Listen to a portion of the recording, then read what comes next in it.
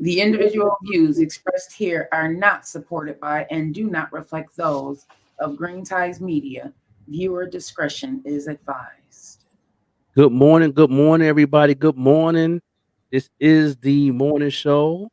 You know what I mean? You know it's us against the world, y'all. Y'all know it's us against the world. We do what it do right here from Buffalo to California. This is what we do. Let's get this party started right here on this Friday, y'all. Let's go. That's J1 Grand track. surprises, everyone. Why so serious? And if you're not here today, you should have been. It's the mafia. Who next? It's the mafia. We next. It's the mafia. Who next? It's the mafia. We next. It's us against the world. It's us against Buffalo against the world. It's us against the world. It's us against it's Buffalo against the world. That's J1 track. Pulling up in this big body like Gusto. You even rich like Reed and Diggs, we move so well. You should know the drill. You should know the vibes. If it ain't red, white, and blue, baby, that's not my size. It's the mafia, the fan base that'll die for ya. On Sundays, we are not cool. Any other days, we'll ride with ya. We heaven sent, we're Hamlin win. 3 spoke to God and said thanks though. Having cool years real dope, but I really miss the fan base though. Now turn it up, turn it up, wait. Now turn it up, turn it up, wait. Now turn it up, turn it up, wait. Now turn it up, turn it up, wait. It's the mafia. Who next? It's the mafia. We next. It's the mafia. Who next? It's the mafia. We next.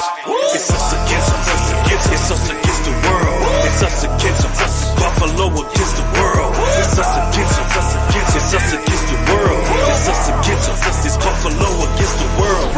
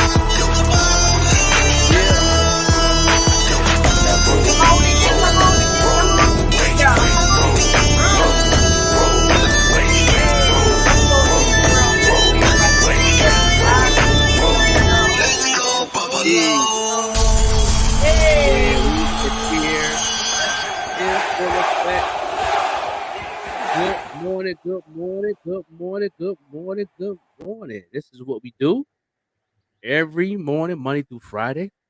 And this is a Friday.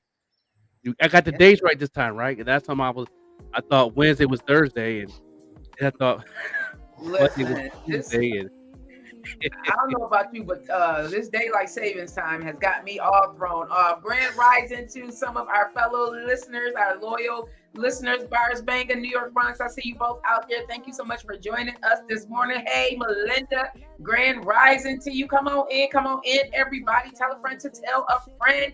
Thank you, Bars Banga. Right on it. Grand rising, everybody. Come on in, bro. My grand rising to you. Come on in, everybody. We have the beautiful D Sings on with us this morning. Yeah, we right here.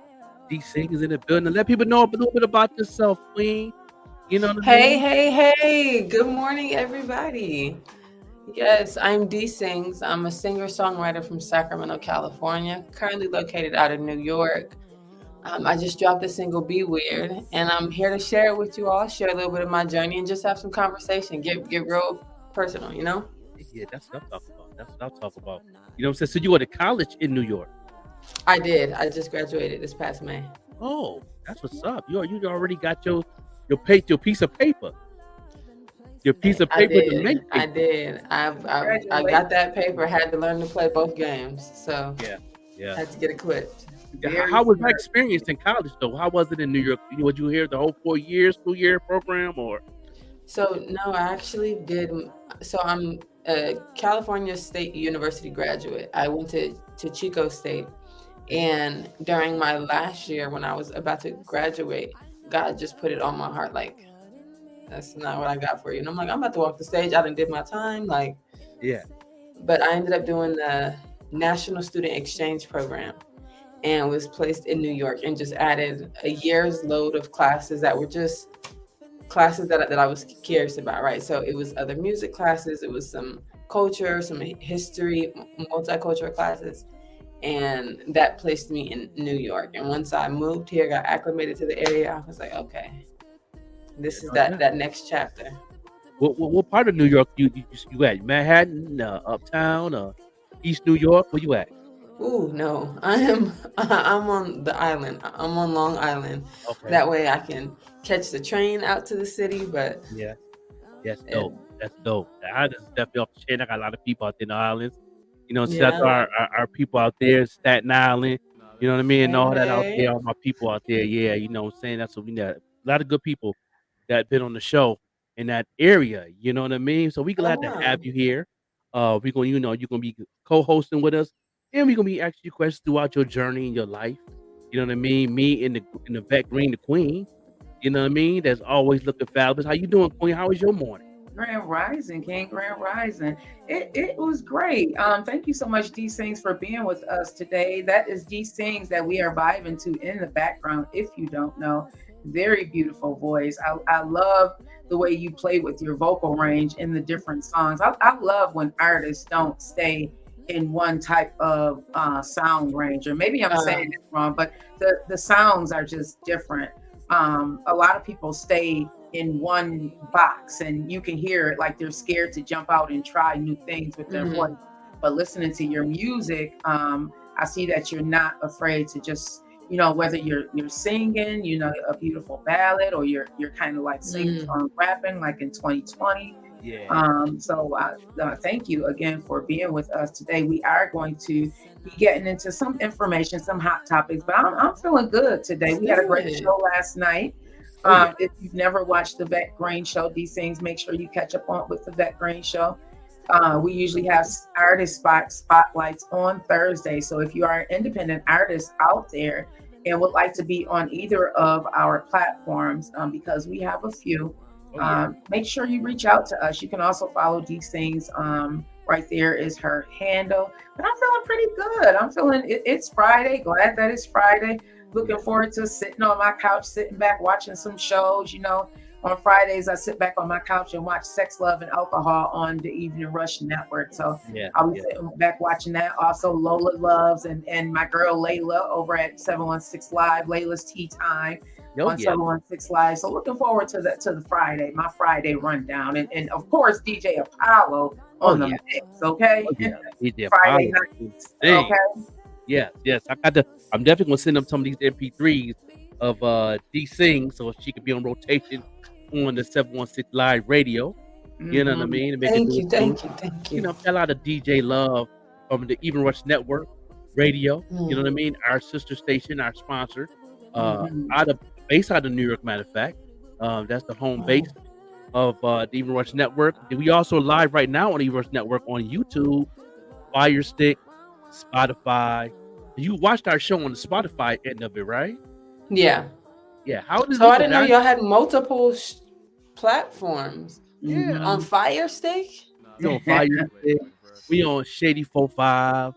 We're on we on all the Amazon, Tidal. We on all the platforms worldwide. On the Even Rush Network side, the last report we had is over 30 countries right now. So that tunes in and definitely people bounce off. They go back and watch the replays, and I get those numbers here and there. We got the Even Rush Network still on vacation. He'll be back Saturday, so we be back on the swing of things when he come back from vacation with the family and the wife. He needed it because he got a whole journey ahead of him with the tour, with the R&B tour, with Naquasia and Terrence Love we're working on right now. So, we this is definitely a platform where we just discover some amazing music like we discovered you. And some R&B, neo soul, I'm saying old school throwback sound of hip hop with a splash of old school. You know what I'm saying? Yeah. That's what we do. Never heard it put like that. Yeah, so that's what we do. That's what we do. You know what I mean? But what we got going on? What we got going on, Queen? Yeah, we have a lot going on this morning. I'm just going to get into some of these things. Yesterday, we talked about the bed bugs that were allegedly in a Buffalo business, Tesla, the Tesla Corporation. So, That's right. additional information is being reported about that. Listen, all I have to say is be careful, everybody. They allegedly there are bed bugs in the Tesla plant here in Buffalo, the South Buffalo plant. Don't put any purses or anything on your bed. Don't sit on your bed with street clothes on. Right. Just be careful when you wash your clothes. When you take off your clothes, put them in a dirty clothes basket. Keep them in a separate location. So if you did, God forbid, bring anything home with you, put those clothes right in the washer. Again, the trick is to put them in the dryer. If you have to dry them twice, do that. Grand Rising, Nix, the mighty Grand Rising, Jesse. I just want to say Grand Rising to some people that just popped in. Grand Rising, Danbrielle. We are talking about the alleged bed bug infestation at the Tesla plant.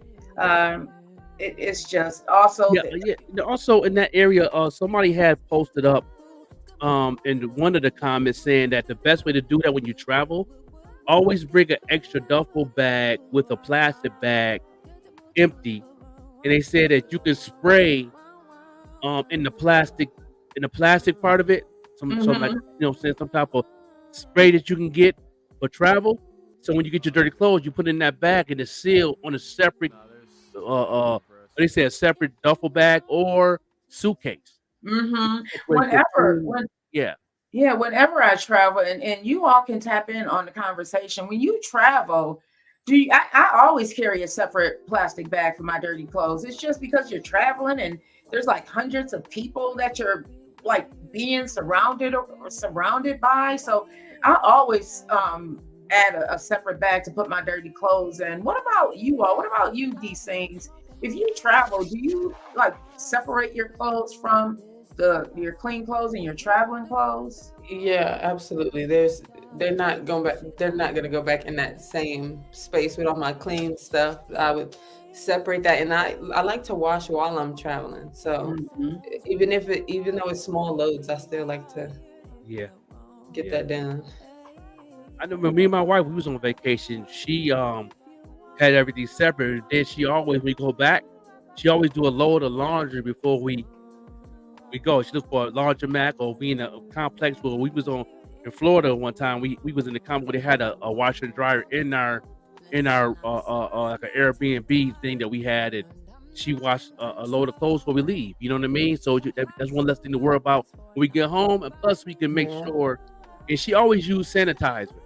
You know what I mean, with her clothes all the time. You know what I mean, and that kills everything. And then our son, that's that's my wife. That's what she does. She's extra. She Italian, so they don't play no game.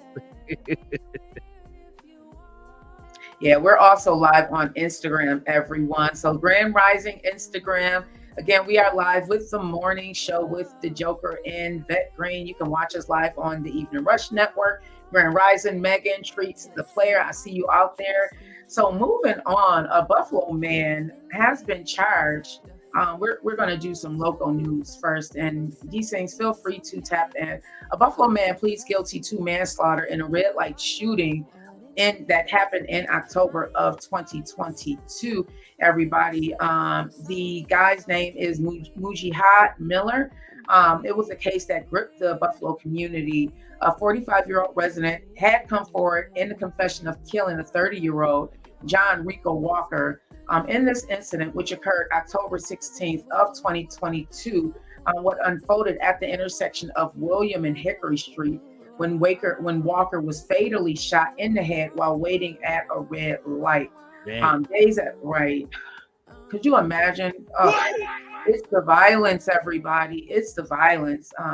Miller, who was initially indicted on charges including second-degree murder and criminal possession of a weapon, has now entered a guilty plea for first-degree manslaughter.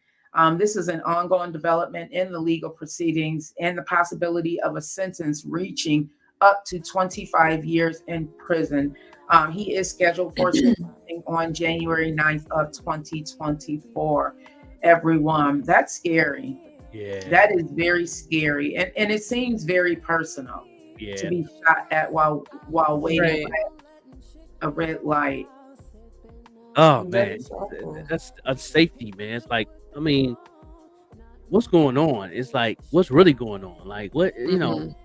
it just it gotta make sense that, it's like, you gotta be careful where you go. When you leave your house, Mm. you got to be extra vigilant. You got to be extra safety. You got to be, you know, what I'm saying, and I tell my wife, I don't try to look paranoid, but every time I leave the house, I'm always looking. 'Cause Mhm. we around like a intersection with woods. I'm always, I'm quick Mhm. to look before you know what I mean. I got the window before I even walk out the door. Like, if I see something suspicious, I got to be ready for something. Like, you know what I Rightfully mean? so.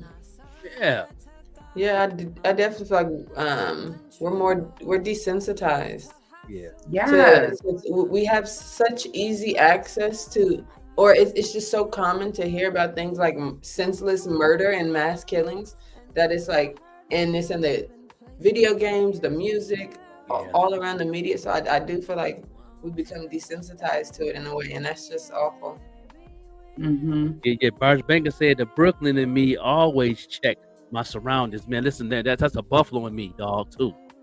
Yeah, I'm from Danbury the up east right. side of Danbury up, Buffalo, we so, haven't talked about it yet, but we are on our way to talk about the we gonna Diddy talk situation. about that. Yeah, we definitely gonna talk about the Diddy situation. Yeah, definitely gonna do that. Yeah, Yeah. Byers Banger said it's Brooklyn, and you said it's the Buffalo.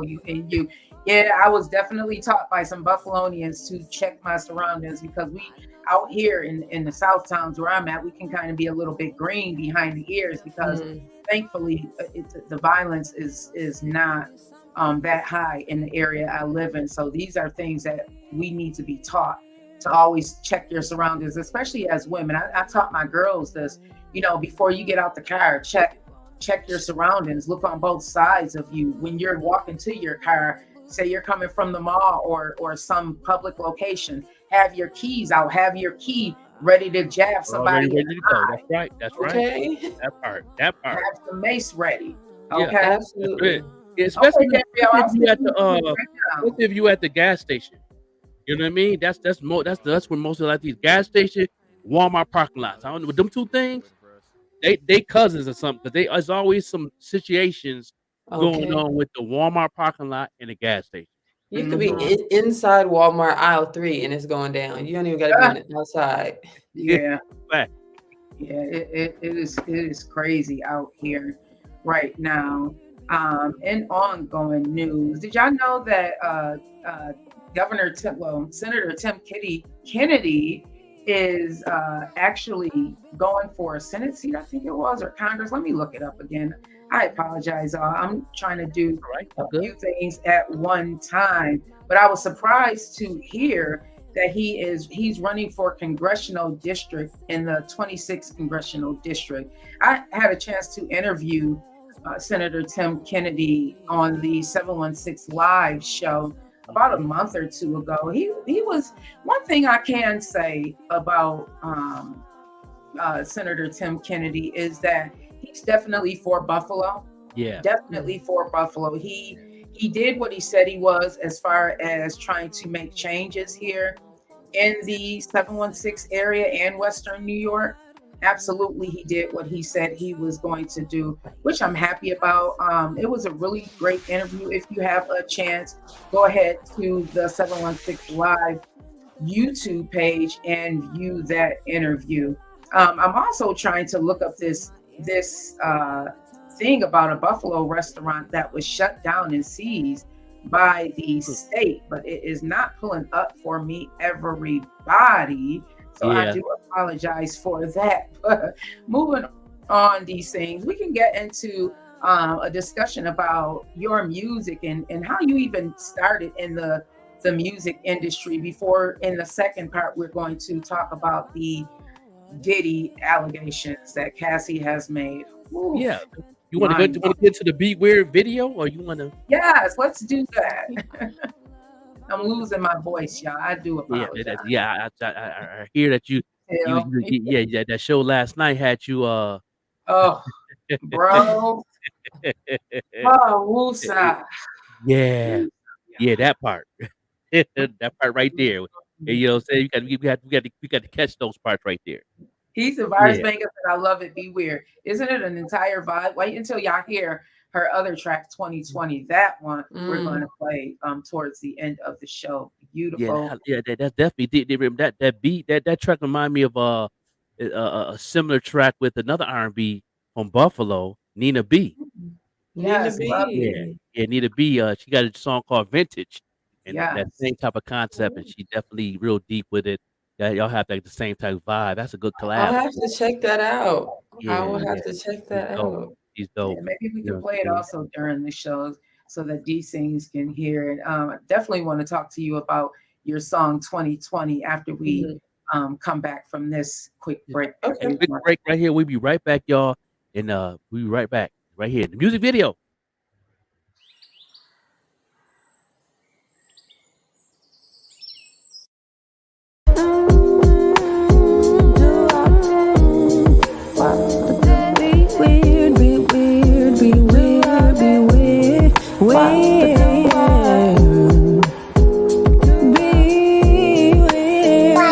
I've been smoking on letting shit go while sipping on distance, letting people do what they want. Not my job to fix shit. I've been living so free. Stressing ain't for me.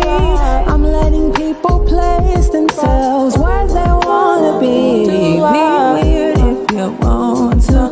Hey, yeah, be weird if you want. Be weird if you want. Be weird if you want. Listen, I surrender to God when I learned I'm not in control. I used to hassle loved ones for not abiding the code. I used to think that love meant the same for everyone, until I heard my love in places my ears would never turn. Be weird if you want to. Hey, yeah. Be weird if you want. Be weird if you want to. Be weird if you want. Listen, I'm not trusting. I know love. I know what it means. Define it for yourself and it'll save you some peace. I know trusting. I know love. I know what it means. Define it for yourself and it'll save you some peace. So be weird. Be weird. Be weird. If you want to boo boo, skid the boo boo, skid the boo the boo the boo boo boo, skid the boo boo, skid the boo boo boo, skid the boo boo boo, wow. Get the boo the boo the boo boo, get the boo wow wow wow.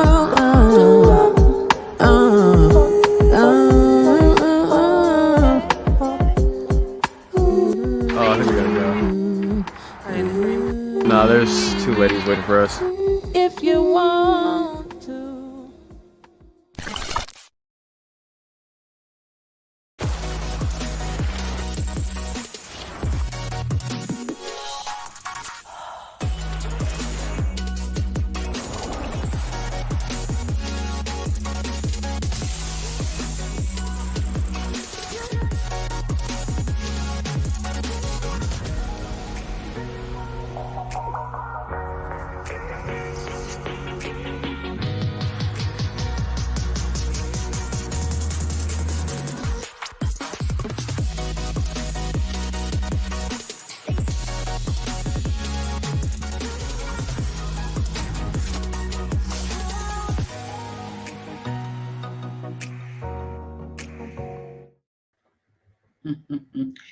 Be weird if you want to. Yeah, be weird. It's all right to be weird sometimes. Okay. Different in your circle.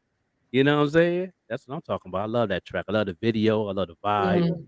You know, you definitely was vulnerable in that joint. I like that. Absolutely. I try to be prideless in my I try emphasis on try to be prideless in the creation process. Yeah. Talk to us about your creation process and the title of the track, Be Weird. And that hook, Be Weird if you want to. Where'd that Yeah. stem? So it sort of has a holographic meaning. And what I mean by that is like the vibe of the song is so upbeat and fun that you almost don't really catch that I'm throwing shade in the song. Or I guess I should say being extra real in the song, because the title of the song is Be Weird, because essentially it's like you can't control how people act. You can't control whether or not people do you right just because you do them right. You can't control people, so it's like at the end of the day you're gonna be weird if you want to, and I'm gonna be all right with that. It's right. Welcome to the stage, Dambrielle, of Hey, the host good of morning. Lifestyle Good morning. Envy. Good morning. I'm, Yeah, Brad, how you doing this morning? I'm just getting off. So I'm doing great. This Diddy, I'm having this conversation tonight on my show at 9 p.m. But let me tell you, this Diddy bombshell that Cassie dropped, Lord have mercy, I have mixed feelings about it. Like, I am so, like, in between, because you never want to make a victim feel like they shouldn't speak their truth, or walk in their truth. So I honestly, it's It's bad. hard. It It's is. hard. Now, Go ahead. I was just going to say, a couple weeks ago, I was just discussing, saying to my girlfriends, and we talked about it on the show, that it seemed like they setting Diddy up for the Bill Cosby route, but you've seen it too. Everybody was kind of backing away from him. It seems like when these right, but it seems like when these guys go into buy these studios and stuff like that, because he supposed to have been a part of the team that was bidding on BET and VH1 and stuff with Tyler Perry and stuff like that. Right. Remember, Bill Cosby was going in for NBC. All this is just allegedly, my own opinion. So, there's nothing I didn't spoke to any. That's right. And plus, also, he's also they also have an investigation of the Tupac murder too. So he's definitely hot water across the board right now. Yeah, I see they got a investigation in New York on what is going on here? It's a lot. These things, have you heard about some of the allegations? And I'm gonna talk to some of these allegations as we break this down. Welcome everybody. Hey Ashlyn, I see you out there, beautiful queen. Thank you everybody. If you can just do us a favor and put @followers as you are coming into the room. We have the beautiful D Sings. We just played her song Be Weird. We're going to continue to have a discussion around her music. Right now we are talking about the Diddy situation. The allegations that Cassie has brought against him can be damaging, everybody. Some of these allegations, let's talk about some of these allegations. And I get a lot of my news from the Associated Press. So allegedly, the suit alleges that he was prone to uncontrollable rage, that he subjected her to savage beatings in which he punched, kicked, and stumped her. It also alleges, and also, let me just back up. This may be triggering to anyone. If you are triggered by talks of any type of abuse, whether it be sexual, physical, you can go ahead and turn us off and then come back. Just a quick, suggestion and disclaimer. It also alleges that he plied her with drugs and forced her to have sex with other men while he masturbated and filmed them. The suit also alleged that she was trying to end the relationship in 2018 when he forced her into her Los Angeles home and raped her.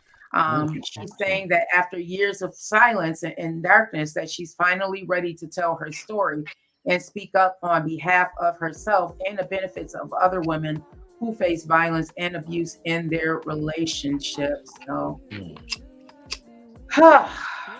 let's open it up for discussion, everyone. Let me put that all in real quick and get it bothers me more than anything, me being in the music industry for all these years. I was signed to Sony Universal. I've been in mistakenly invited to these altercation parties and stuff like that, and all these things going on. And I see a lot of allegations going on and those things. And then when you see it, and then you hear this again, it bothers my mental a little bit. You know what I'm saying? Yeah, it's definitely something that I speak with a lot of the artists that I've market managed, that I'm a music manager, and I let them know, like, you got to make some decisions. I can manage, but I'm not a babysitter. But I'll give you warnings. And that's just something I bring to the table. But but everything they do, I support. But some things that they do make decisions on, I don't support. Like, you don't know what you get yourself into when you want to do this. You got to think things over before you make those decisions over here. Okay, I know the bag is big, but you know what I mean. My integrity is very powerful. And I love God, and I'm not going to sit here and violate the Most High, who brought me this far over. I'm gonna say the price I had on the table, $250,000. Yeah. You know what I mean? $250,000 ain't worth me to sell my soul like that. No. Yeah. And it is being stated that she has subjected Puffy to a demand of $30 million over the last 6 months. And she did threaten to write a damaging book about their relationship. And they're trying to say that it was blackmail. So they are, and apparently she did withdraw her initial threat, but now she has resorted to filing a lawsuit. And again, this lawsuit can be damaging. So Puffy actually began dating her when she was only 19 years old. Right there, that's an issue for me. Yeah. Like, that's an issue for me right there. Yes, when they are grown. Yeah, say that again, these things. What year was that? 2007. Yeah. He began dating her in 2007, and allegedly they had an on and off relationship for more than a decade. And I can remember seeing the headlines. I can remember being at different events with him as well. Wearing glasses, wearing shades, covering up some things. Kim Porter was still living at that time. You know what I'm saying? Rest in peace to the legendary Kim Porter. It's just a hot mess. That's the industry. I mean, I hate to say it, and I want all the artists that's tuned in. That's part of the industry, young ladies and men. Be careful when you say you want to deal or you want to be in a certain level in your career. When it's all about being organically. It's all about your integrity. And if that's what you want to do, that's your prerogative. Do you? Okay, all right, you know what I mean? But hope you know the consequences behind it. Hope you know what you get yourself into. Hope you get educated and know what's going on. These different organizations and cults and stuff going on. It is what it is. You got to know what you get yourself into. And me being in business, I'm very aware of a lot of things that I don't say on this platform. You know what I mean? Because it's not my place. But this right here is open. So yeah, I'm giving y'all some clues that you can go ahead and figure out the rest. It is what it is. Yeah. Cassie, whose legal name is Cassandra Ventura, is alleging in the suit that she filed against Puffy that he brought her into his ostentatious, fast-paced and drug-fueled lifestyle not long after she met him. And she was also signed to his label when she was 19, and he was 37 years old in 2005. So apparently this may have begun as early as 2005 and 2007. It looks like they may have made it kind of public in 2007. But she said that the pattern of abuse began as soon as their relationship did. It's just so sad. You have to protect yourself. A lot of times, not to, and just to give I don't want to give my opinion on it because I don't have all the facts, and I never want a woman to feel as if they should not be able to tell their story. There's just so much to it. I pray for Cassie, and I hope that whatever she's gone through as far as these allegations, and just to make her even speak up. I hope that she's getting the therapy that she needs and the help, definitely. because like I've said time and time again, sexual abuse is one of the most traumatic, most damaging, and one of the hardest challenges to get over. It is one of the hardest, and a lot of people never get over it. A lot of people live their life still feeling as if they are experiencing that abuse. And that's why I'm happy that you, that green queen, that you very open to learn new things, especially in this podcast industry. It's similar in that same wave, and you always ask questions, and I appreciate that, because a lot of people don't ask questions. They just go and do their dream and do what they do. You know what I'm saying? And that's cool that you ask questions, and you definitely want to, bro, what about this? So, bro, do you think you know what I mean? Like, and I like that about you, because you very, you want to protect, you want to do what you do, you want to push your dream, but you also want to be safe, and you also want to make sure you're doing the right thing. So I salute you for that. Absolutely. Thank you. I never want to jump to too many conclusions. And Dambrielle is the host of Lifestyle Envy podcast. I know you're going to get even deeper into this conversation tonight. I cannot wait to sit on my couch and watch the Lifestyle Envy show. It comes on at 9, correct? Yes. Yeah. So Melinda said, you can't get so caught up on getting rich that you become willing to do anything to get that money. That part, let's discuss that, because a lot of women sell their soul trying to get money. You also have to watch the company you keep and be mindful of people intentions of wanting to be around you. Let's talk about that. Let's talk about that getting rich. I've heard stories where women have gone to places like Dubai and been subjected to all types of mutilation and sexual deviances just for a bag. Let's talk about that, everybody. Let's open up the discussion for that right now. I would love to talk about this. Y'all open the door. Y'all open the door, right? I just think that people live a lifestyle when they rich that is something you would not believe. You know what I'm saying? Like, people and girls do things, honey. Money is the root to all evil. Right. Girls will sell their soul just for that dollar, and then as they get older, and not saying that I never want to victim shame a person, you know what I'm saying? I just want to make that very clear. I'm just saying, like, it's just I just need to hear more. Like, I need to look more into this today, and get more details. I want to read it, because the documents should be they're public. They're public, right? Yeah, I'm pretty sure you can't Google the court case actual files too. I believe it was a link, not just the one you sent me, Vet Green, but I had another link from another email from one of my media connects I got, and I believe the actual documents is in there. If I do get that PDF, I will send that to you so we can continue this conversation on Monday's show.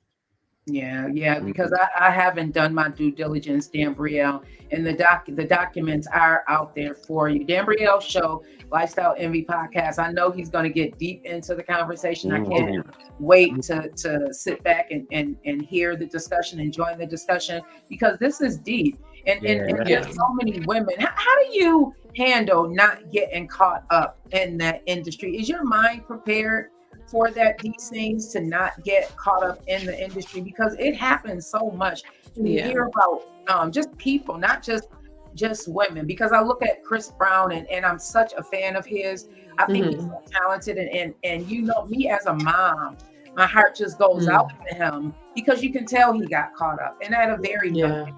To go from being a child to having all of this responsibility and the primary breadwinner at 16? That's right. Yeah, very early. Grown into yourself, right? Your mind has not even grown into the mature capacity that it needs to be in order to make these decisions that he had to make for himself. I mean, I'm sure his mom was there, but him being the primary breadwinner, that changed the dynamics of things. Yeah.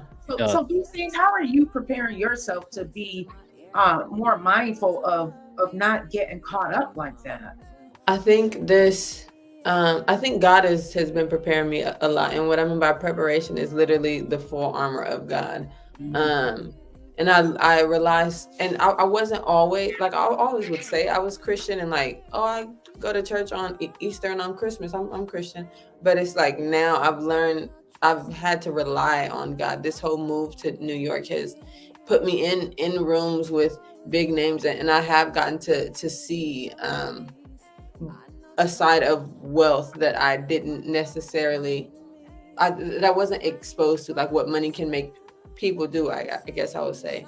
And I think preparing for that is just knowing scripture, knowing that like what good is it to gain the world and lose your soul. That scripture, the scripture of God saying that it's hard for a rich man to walk in righteous ways, and just being aware of that. And not I used to want to be a child star and used to be so mad that I wasn't, but now I see that God was preparing me and blessing me with wisdom and a lot of things that were needed before just throwing you into that environment, because the world is big and money can be harmful. It can be. You'll sell your soul to it. And I just think, I don't mean to interrupt you. I just want to say, I just think that, it seems like when allegations like this fall, because these are some serious allegations, it seems like when allegations like this come out, it seems like there's much more coming behind it, like it's like this is prepared news cycle, like the machine is at work. Look, both you and Melinda said the same thing. Look at that. We know it's coming. And I'm assuming now that Cassie has come out with these allegations, Gabrielle, that there's going to be more. Melinda said we are going to see more women coming forth claiming Diddy did something to violate them, just to get a piece of the potential lawsuit and payouts. And many of the allegations will not even be true, but just used as opportunity to get a check. Yeah, I'm sure that's they're definitely going to take advantage of that opportunity. That's a bag. That's a quick bag. Anybody who feel anything, they just finna put it out there, like they finna jump on the bandwagon. So I think can I ask this question now? That part that Melinda just said and Dan Bro just said your truth in that. But my knowledge and wisdom of hearing a lot of things, being in the industry, he's been doing this for a while. Right. So if you did this 10 times and one person come in and say, what you gonna do? Is that one person you're not gonna believe? Like, you got 10 people telling the truth, one person lying, and it got to bounce out. Yeah. You know what I mean? So if that one person do come and try to get it back, even though you was consensual with it, you know what I mean? I mean, just wrong, but I mean, I'm just saying, I don't know. I look at when allegations like this come up, I look at the people involved and I think to myself, a lot of times what predators do, and I am not saying that Diddy is a predator, I'm just saying in general, a lot of times what predators do is they seek out people that may not have the best upbringing, they may not have family support, they may not have anyone. And what they do is they place them in a situation where they feel like if they are not with that person, that they no longer have any life, that they are no longer meaningful of anything, that this person actually completes who they are. And to add another component to it, when you add poverty, someone coming from poverty and they are presented with a bag like that is going to not want to give it up that easily. Virus Banga said, why I tend to believe her more is because Cassie has her own bag. Yeah, she has her own bag now, but she didn't then. So that is a thought too, Virus Banga. She does have her own bag now. She can stand, she can take care of herself. She may not be able to live that luxurious life that she was living when she was with Diddy, but she does have her own bag. And why now? That's I'm pretty sure she's maintaining her lifestyle that she had with Diddy. I'm pretty all them years that she was with him, honey. She should have been ahead of the game. You know what I'm saying? Like, she should have been ready for a stormy day, especially when she was planning her escape, when she was going to walk away. She should have had all that set up, honey.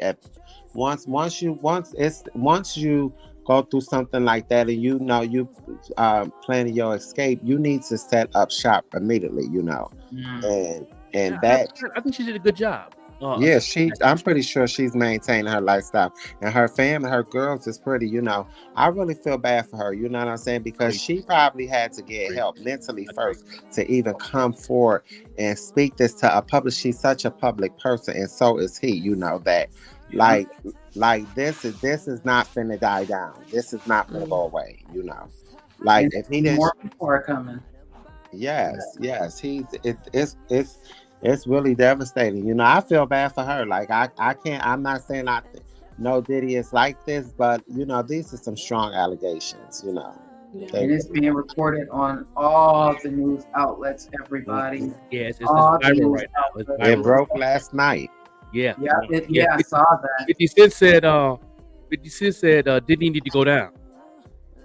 Well, 50 been dry snitching for the last few months anyway. You got that right. Like he already knew, right? It's like 50 already knew. If you watch the Math Hoffa episode that he did with, I can't remember who was on Math Hoffa, but Math Hoffa also said, you know who it was? Was it Usher? No, it was Bow Wow. If you watch the episode he did with Bow Wow, everybody seemed to be separating themselves from Diddy. Like they knew something was about to go down. And I'm sure they did because we're hearing about it now. But this probably started over the summer. The whispers. Yeah. The whispers, exactly, Gabrielle. Dry stitches. Yeah, definitely dry stitches. That's Gabrielle definitely said dry stitches, Bars Banker. That's facts. Dry. Yeah. Why do you think he's been dry snitching? What do you think, Gabrielle? I think he had the word, like you said. It's been circulating. You can tell something was coming though. You know what I'm saying? Like. Because I had this conversation maybe about 3 or 4 shows ago. You know what I'm saying? That they was prepping Diddy for the Bill Cosby. Like it's going down, but I'm telling you, it's all about them trying to get that studio. Because if you catch it, Tyler Perry said that they felt like they was being disrespected at the table. He wouldn't even go back to try to bid on it. He felt, and that's why the Caucasian man think the black man is finna overpower them. So they have to show, look how they did Kanye. Like, girl, this is deep, but then you don't want to discredit Cassie. You see what I'm saying? So it's that's what I'm saying. It's right now it's up in the air. You're seeing what's going on.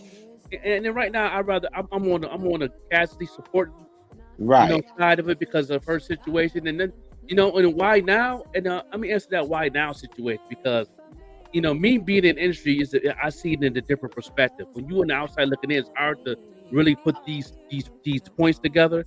But when you in the industry for so long and you involved and you see a lot of things and you hear a lot of things and you in the industry really moving like an industry person, it's a different perspective. I'm pretty sure we get more people that's tuned in right now as in the industry they can have my back on this. But if you don't know, you just don't know. You know what I mean? And I respect that too, because if you don't know, you just go, no, I can't, get mad at that. But at the end of the day, it is what it was, and it was what's going on right now, and it, right now it got to be dealt with. It got to be dealt with. Right. The investigation is out. We do have to address also that it does seem funny. What makes this challenging for some people, and why there's going to be various opinions. Is that it is true that Sean Diddy Combs and Tyler Perry and Byron Allen, they were trying to form a collaboration to purchase a majority stake of BET Media Group. It was all over the news as well. And it does seem like every time a person of color tries to take over a network per se, or something that's been established or that can catapult what it is generational wealth, yes, Gabrielle. There always seems to be an issue. It's always brought down, and it's fiercely brought down. But what boggles my mind is that we still, even under the allegations of what was said about a sitting president, right, he was still able to become the president of the most powerful country in the world on paper. and now have demoted United States status in the world. Yes. Okay. And now it is the top running as a Republican candidate. Yes, they girl. Because there is so many people that, oh my God, that's a whole nother conversation. It is so many people that is like that got the same color skin as you got. Okay? Because they don't even know no better. They just voting on them little stimulus checks and et cetera, et cetera. And they really don't understand what it really is. You understand? Right. Like, girl, like people, you got to educate the people, honey. Yes, you have to educate the people. Yes, Dan Brio. And they did say that it was very disrespectful, them trying to even get a stake in it. He said that the bidding process, this is what Tyler Perry said, that the bidding process was very disrespectful. He said he was disappointed for a number of reasons. You know, the way it happened was disrespectful in a lot of ways, is what was being reported on Bloomberg. You know, and this is what they do. This is what they do to try and not let us get generational wealth. And again, I am not saying that the allegations against Diddy are not true. I'm not saying that at all. I would never go against what Cassie is saying, because I believe that as women, she need justice too. Exactly. Team Cassie though. Team Cassie, I agree. Joining us, Bam Fam, Grand Rising, everybody, Grand Rising. It is suspect though. It is suspect. And maybe because they try and build this generational wealth, what they do is they go digging for dirt. Maybe that's what happens. They go digging for the dirt, and then they hit a gold mine like this. Yeah, I'd like to give a shout out to Melinda. You know, she also got her podcast talk show coming soon. You know, speaking to life, Melinda Evans. That's gonna be awesome. That's gonna be off the chain. The first show is gonna be on November 25th. You know, taking everything together. It looks very amazing. You know what I'm saying? If y'all haven't seen her studio, make sure y'all go ahead and follow her on Facebook. And she has a tour of the pictures of the tour of her studio. Is off the chain. It's so beautiful. So beautiful and professional. So shout out to Melinda doing her thing. Congratulations to you, Melinda. I love seeing my fellow Lackawannians doing big things in this space.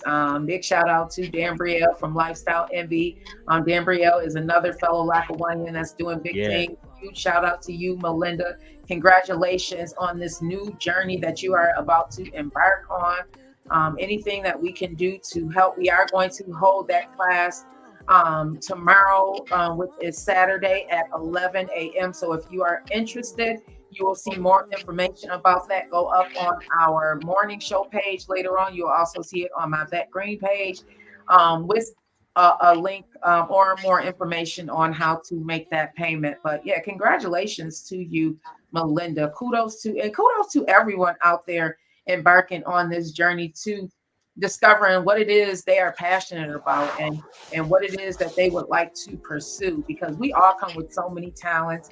Listening to your music, these things, you can tell how talented you are. I would like to get into the song 2020 by D Sings, and let's unpack that. I work Saturday and don't get off until 3. Okay, Melinda, it's fine. You know what? It is very flexible. So let me just go back to the drawing board, and more to come on that. So no worries.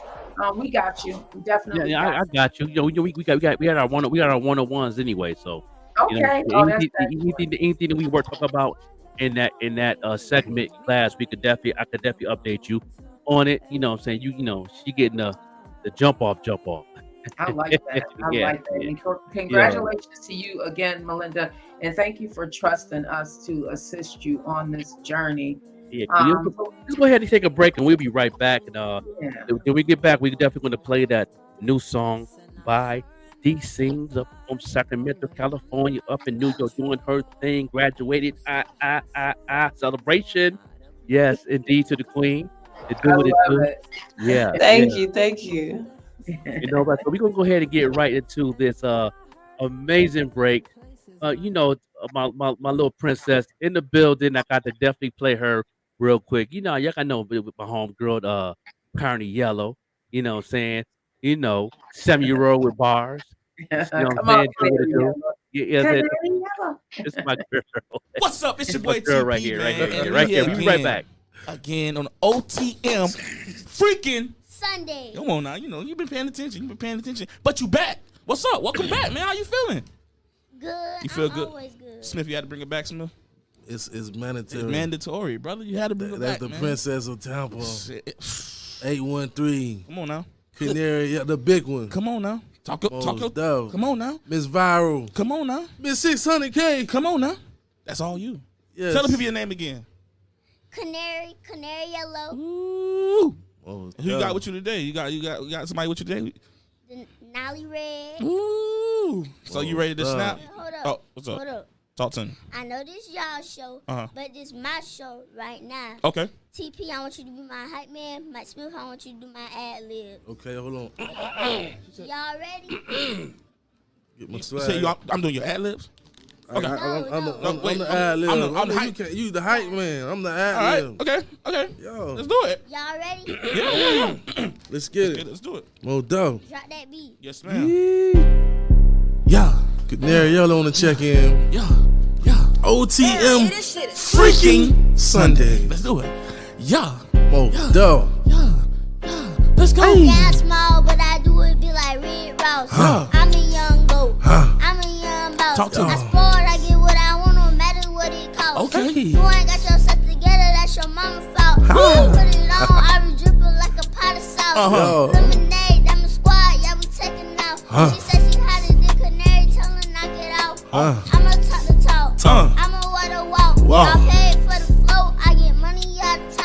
I can't let you have none, cause I wear half a mile. Little diamonds on my neck, I like doing shine. Look me up on YouTube, I hot fine. Come for me, then my daddy come for you. Who else? And he won't come along, he gon' bring my uncle too. What else? Everything on me yellow, but the money blue. What else? Everything brand new, I'm acting brand new. What the else? best?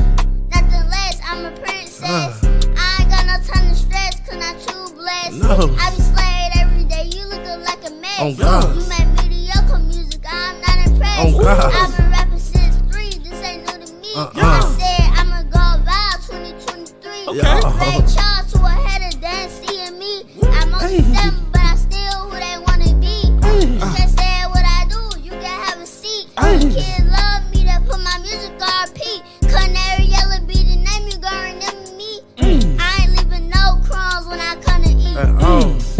Ain't no crumbs when I come to eat. Canary Yellow. You can't stand me, you can take a seat. Canary Yellow. Hey, no crumbs when I come to eat. Canary Hey, Yellow. you can't stand me, you can take a seat. Canary Yellow.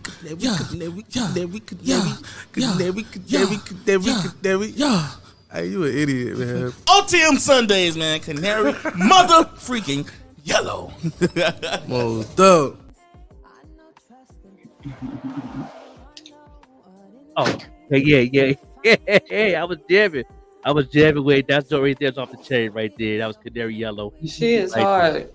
She got bars. She does. Yeah. She Is does. so funny. She is so funny, you know. Yeah, so we're gonna have her on the show in the future. We're working on that right now. I'm designing her some sneakers, y'all. You know what I'm saying? You know, I got the painted drip. You know, I'm getting her some, you know what I'm saying, some Canary Yellow Air Force Ones.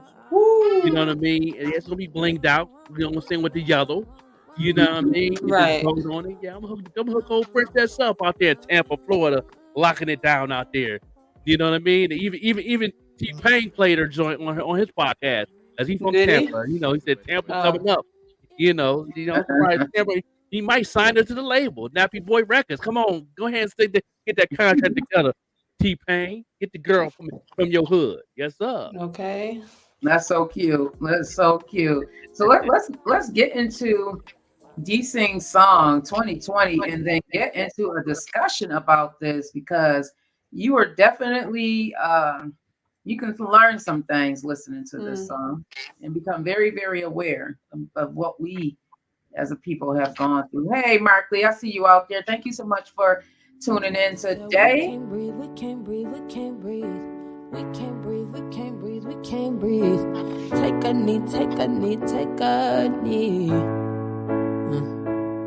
You're only mad at the Black Lives Matter movement cause it's moving. We'll no longer live translucent, here to stay and not moving. 400 years oppression, and they hate it that we happy. Black, our hair, our nose, our lips, our skin, our smile. We let it comply, and you won't die. It's all so simple. Listen, if your skin is black and it stays like that, it's 2.5 strikes against you. This is too much. Where is my wallet? Ahmad Diallo. I gotta cash a check, girl, stop it. Yvonne Smallwood. I'll just go for a drive.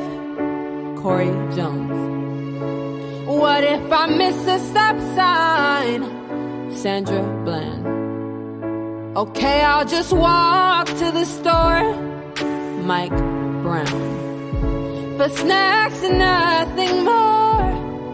Trayvon Martin. I'll jog, so I'll make it quick. Ahmaud Aubrey. I got a cell phone if it looks suspicious. Stephon Clark. Okay, I'll just run home so I won't be out long. No running, Walter Scott. Then I'll get strapped to carry my own. Philando Castile. I got a question now, cause this just sounds wrong. No question asking Randy Evans. Then I'll go to sleep. Breonna Taylor. It's our children, it's our mothers, it's our sisters and our brothers, and you wonder why we're mad. Let me say, it's our children, it's our mothers, it's our sisters and our brothers, and you wonder why we're mad.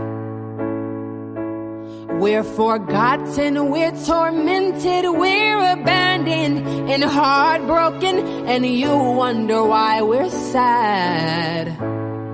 So, take a day and put yourself in my shoes. Take a day, I wonder how would you do? Take a day and take the weight of being black off my back. Use the privilege for change like that. Take a day and put yourself in my shoes. Take a day, I wonder how would you do? Take a day and take the weight of being black off my back. Use the privilege for change like that. Take a day and put yourself in my shoes. Lace them up tight, be careful because they're big boots. Laces of thorn, holes at the bottom, no comfort inside. What happened? Why you not smiling?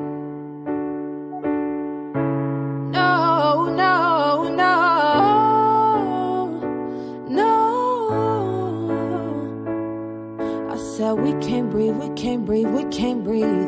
We can't breathe, we can't breathe, we can't breathe. Take a knee, take a knee, take a knee. Yeah.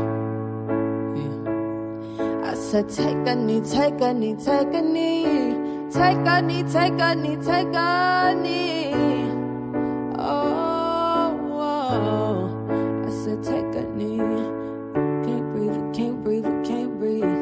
We can't breathe, we can't breathe, we can't breathe. I said we can't breathe.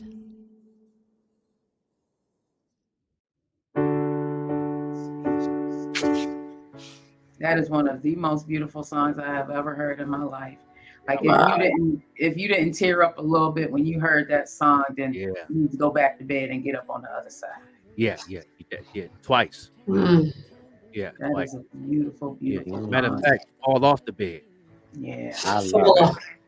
Yeah, what emotions did you have to tap into to write such a beautiful song and to use your voice the way that you did? Because you can hear all the emotion, all the pain. Like the hairs on the back of my neck are standing up right now, because that is a beautiful depiction of the struggle that we all have to go through. When you talk about, the color of our skin, like that's 2 marks against you right there. The deeper your skin, the deeper the marks. Talk to about the beauty of that song, because it really is one of the most beautiful songs I have ever heard. Where did you go to get that? Thank you so much. I appreciate that. That song was written in 2020 after the murder of George Floyd.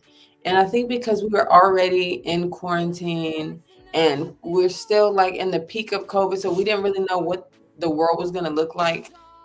And then because we're all already sitting in our homes, quarantined with our family, we had to watch George Floyd's murder on our cell phones in the most heart-wrenching way. I think all communities were torn when that happened, but the Black community, we we felt that one because I believe that followed Philando Castile's death when the cops stopped him, and he was licensed to carry, and he didn't even get to pull it out to show them. Like, and so it was just, I was hurt. The song wasn't even written to be a song; it was a journal entry. And I had went to the studio of it was a friends of mine, and I was like, "Can we make something?" And he was like, "Yeah, do you have something? No. Do you have lyrics? No. Do you have a beat? I don't." So that's why the chords are very simple, because he was like, "Well, what you want to do? Like, what do you want to do here?" And I was like, "Can you just touch something on the piano and I'll tell you when to stop?" And he just went down pressing keys, and I was like, "That one." And so it's just two simple chords, because I was like, "Just do that." And I actually put it out on accident. That's powerful. It wasn't on accident. The Most High knew what he was doing. Oh, That's right. God don't make no mistake. Absolutely. Got a message. It's very I powerful. wasn't ready. These things. Yeah. Wasn't ready. You're getting a lot of love in the chat. Deep, lots of fire from Bam Fam. Bless and respect. Superstar from Gambrielle.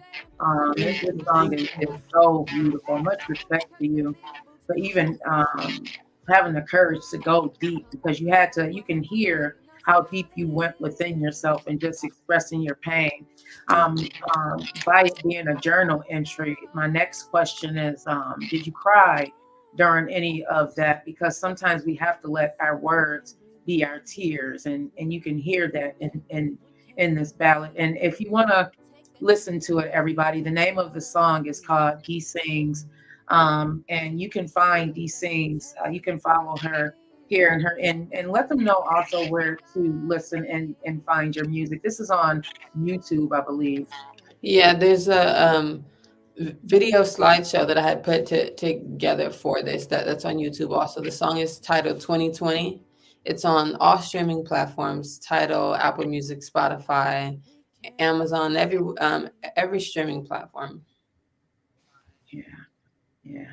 Well, definitely a lot of courage, and I pray that it goes far. People need to hear that, because it tells such a story that we as Black people, you can hear the pain that we go through on an everyday basis. Take a run, you said, sleeping, we can only be wrong in Black skin according to white America. And I think I think at that time what set me off, I was having a conversation with someone who, it was a white mentor / friend type person, and she just wanted to understand. It was at that certain time, and she's like, "Well, what can I like? What can I do?" And I was like, "Just understand the fact that you're privileged. Just know that everywhere that we go, we're wrong for it." Mm-hmm. And that part. Yeah. Yeah. And so yes, there was a lot of crying in the process of just writing it, because I also, as a young adult, I think I was 19 when I wrote the song. Yeah. I'm realizing it for myself. Like, I'm coming to my own truths. I have nieces and nephews, and at some point somebody's gonna have to tell these little Black boys that they're gonna have to break that to them. And that hurts. As an aunt, as a sister, as a daughter, that hurts. As a mom, that hurts to sit around the kitchen table and have those conversations with your child. Have you had to do that? Oh yeah, 6 kids. That was our conversations around the kitchen table. I had to tell my little Black boys and girls that you're going to have to work a little bit harder, and life is going to be hard for you. And then as a gay Black boy, life is going to be definitely hard for you. So absolutely. We just had this conversation 4 or 5 shows ago. Deep conversation about, what was your experience, these things, for the first time knowing that you was a Black girl and you have discriminated against or been racial profiled. Well, how old were you, and how did you feel? How old was I when I first experienced it? I think when I was first coming to it was, I think the first time that I was told about it was more impactful. My parents were born in the 50s, and my mom is from Louisiana. My dad is from Little Rock, Arkansas. And just when I would ask my mom stories about her childhood, I was curious like what dolls she would play with. But the stories that I got was like, having to run and hide on the way to school. And I'm like, what? Like hiding from what, Mom? And she's like, people sometimes throw glass bottles at you. No, I don't know that. No, I don't know what. And so just hearing her stories set in deep, because I went to the same school my mom graduated from as far as high school, and we grew up in that same hood.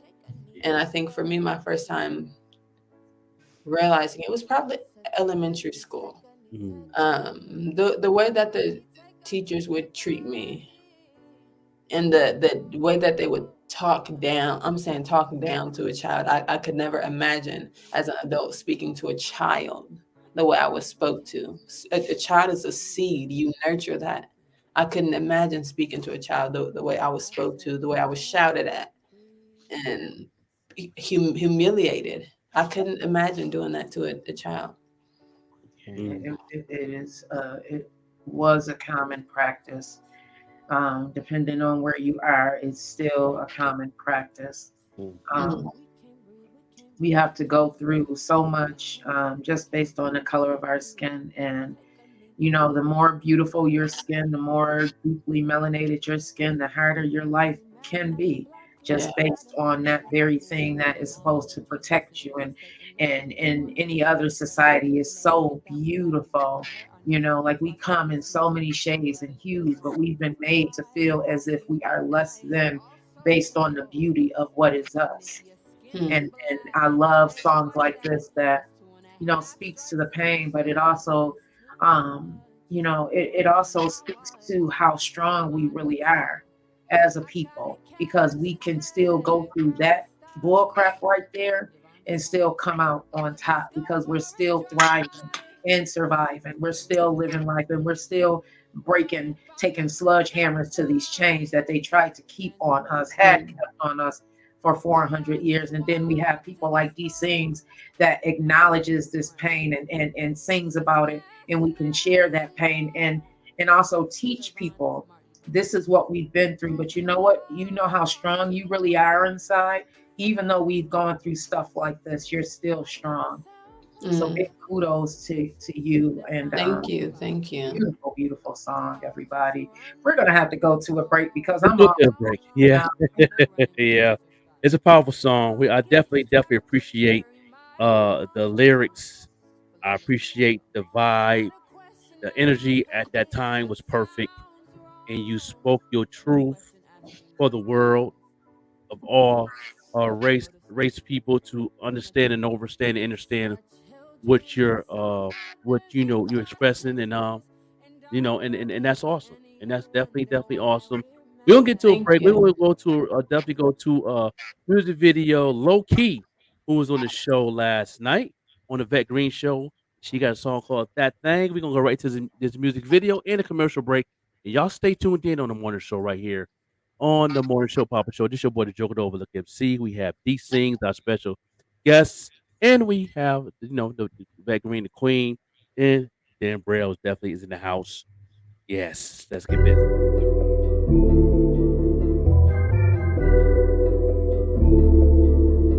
Low key, young woman. Hey. I made exceptions for that thing. I changed directions for that thing. I learned some lessons on that thing, but I won't be stressing on that thing. I fought my sleep for that thing. Took the fuzz off my peach for that thing. I've had to sneak for that thing, but I won't be weak for that thing. I made a playlist for that thing. I said you the greatest for that thing. I done got naked for that thing. Bent it over and shake it for that thing. I stayed up all night for that thing. I left on the lights for that thing. I gotten selfish and I gotten jealous, but I won't be fighting for that thing. Fuck is you doing? What am I doing? Fuck is you doing? What am I doing?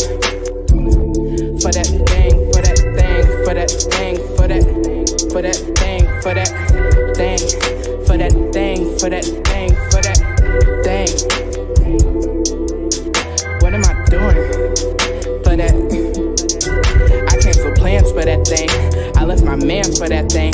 I said no to seafood and only drink water and pineapple cran for that thing. I put on shea butter for that thing. I washed all my covers for that thing. Been a part-time lover for that thing, but I won't suffer for that thing. I pumped his head up for that thing.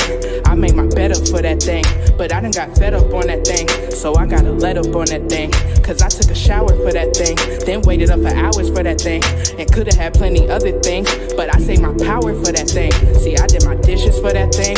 I took a picture for that thing. Messed up and sent it for that thing. Now he got a witness for that thing. I done got caught up for that thing. Ignore how I was brought up for that thing. Hit the liquor store and bought up for that thing, but I won't get my heart up for that thing. Fuck is you doing?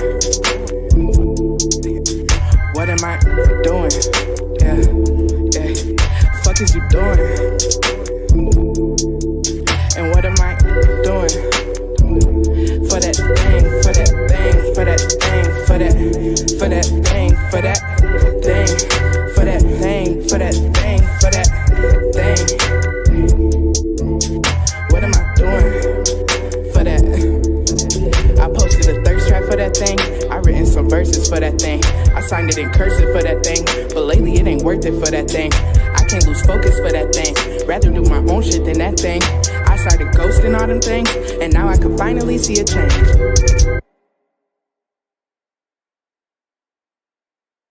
This is why you're a broke musician. Everyone's always so mad. They're saying the music business doesn't want us to succeed. Well, right now, this is the best time to be an artist, but you are not making the best decisions. See, most musicians are sending to Spotify, Apple Music, Tidal, which all pay a fraction of a penny when people listen to their music. Is that worth it? Imagine if you looked into the newspaper and it said, there's a job offer. We pay you fractions of a penny. Would anybody be excited for that? No. The problem is most artists don't have any offers. They just send people to Spotify. That's their offer. My offer is I could get paid a fraction of a penny. They haven't set up a page that shows how much that they charge for a show. They don't have their website, and they're not driving traffic to their website where people can actually buy their albums. They don't have any membership platforms where people can now subscribe to them for $5 a month. There's no way for anybody to spend more money with them, even if they wanted to. So for you as an artist, what you do with this information is first, you need to start off by creating offers. Perform at someone's birthday party. What does that cost? Put it on your website. What does an album cost? Put it on your website. How much does a custom song cost? Put it on your website. You have to have other options for people to buy something from you than to just go to Spotify and pay you a fraction of a penny.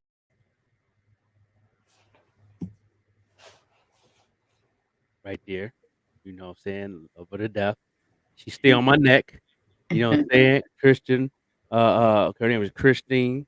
She good people, and she been my mentor for about 8 years. And I had to put that video up right there. You know what I'm saying? She approved it, like, yeah, you can play that video as that's your platform. She tunes in once in a while. So shout out to her. Y'all could definitely Google her, Christian Maria, and then follow her marketing classes and all that. She's one of my teachers that taught me a lot of things that I know, and that's how I got my certificate through her. So shout out to her. Say shout out to her. How y'all doing today? How you like that video? Low key. Low key, fire too. Yeah. I see they're getting a lot of love. Big Mike said that was the realest positive video I've seen in 20 years, and it's clean, right? That's the type of music I love to have on the morning show and the Vet Green show. It's about the clean stuff. Let's promote positivity. Right. It was a vibe too. Mm-hmm. Yeah, it definitely was a vibe. Yeah, damn, bro, you got to unmute. Shit, you can't hear. Yeah, see that. You got to unmute that. Yeah, it's definitely an amazing video. Appreciate everybody tuning in on this joint. Yeah. See, a lot of people showing a lot of love for that low key. So D-Sings, what got you started in the music industry? What made you want to jump into this type of industry? I never had a second choice. It's been something that I recognized when I was, I would say around 6 is when I realized, 5 is when I was like, okay, yeah, no, this is what I'm here to do. But even my mom prophesied it over me. She spoke it in a song that she wrote me as a child, just saying that she knows that I'm here to be a singer. And this was when I was too. Like I wasn't even singing or talking yet, but she was like, no, God told me like that's what you're gonna do. And then but she didn't tell me that till much later. Once I was like, hey, you know the lyrics to your song that you made me said I'm a singer? She's like, yeah. But I've never had a second choice. I think the only thing that came into question with me was like what type of artist I'm gonna be, and that sort of shaped around the type of woman that I'm growing into. But you said your mom still had the lyrics that she wrote you? Yeah. Did you make it into a song? No, that's precious. Oh. Yeah. That's my little snuggle in the crook of her neck song and just enjoy feeling at home. But yeah, it says something like with open arms and a smile so bright, she makes me know that I've done something right. I know you might, you think you are. My little Danielle is the star. She often laughs and she can sing. My baby's gonna be the queen. Oh wow. That is beautiful. She's a sweetie. Oh my goodness. That's she prophesized it over you, and then you write a song called 2020, which just got me all emotional up here. Like that's such a beautiful song. How does she feel about where you're headed right now in the industry? Does she get scared at all for you, or does she give you a lot of advice? I think I expected her to be terrified, especially moving to New York, because I'm from California. I'm very far from home, but she received this level of comfort and security with it, just knowing that I'm walking with God truly, and also the whole move to New York. It was never something that I like just dreamed of living on the opposite coast, but she remembers a point in time when I was a child too that she had to remind me of. She was like, you know what, I can't even be mad because you told me as a kid that God was going to move you to New York. I was like, and I remembered that the lines on my hand have NY on this one, and I had to remember that in elementary school. I used to be like, Mom, this means God's going to take me to New York one day. And she'd be like, okay. Wow. And so I was like, oh wow, it's unfolding. And so right now I'm just trying to make sure it unfolds with my spirit in a sound place. If that makes sense. Yeah. It does. It makes a lot of sense. What are some of the major differences that kind of like wowed your mind coming from California into a big city like New York? I love it. The biggest, but the first thing that I noticed and that I loved is that they don't do small talk here, and I love that. I always felt like it's insincere. Like if I'm in the elevator and someone comes in the elevator, don't just say stuff to fill the awkward time. Like if you genuinely care how I'm doing, sure, ask and start a conversation, but don't just, oh, what weather's nice today, isn't it? Like, we don't got to do this, bro. We don't. You're fitting right in. I love it here. But because people think New Yorkers are rude, but it's like they speak with intention. If they're talking to you, they care. If they're saying something to you, that they mean it. I think that's how it should be. That's right. What about the fast pace? Now that. We are, and that's a New York thing. I found that it does not matter if you are upstate, downstate, western, southern. We are just fast in general.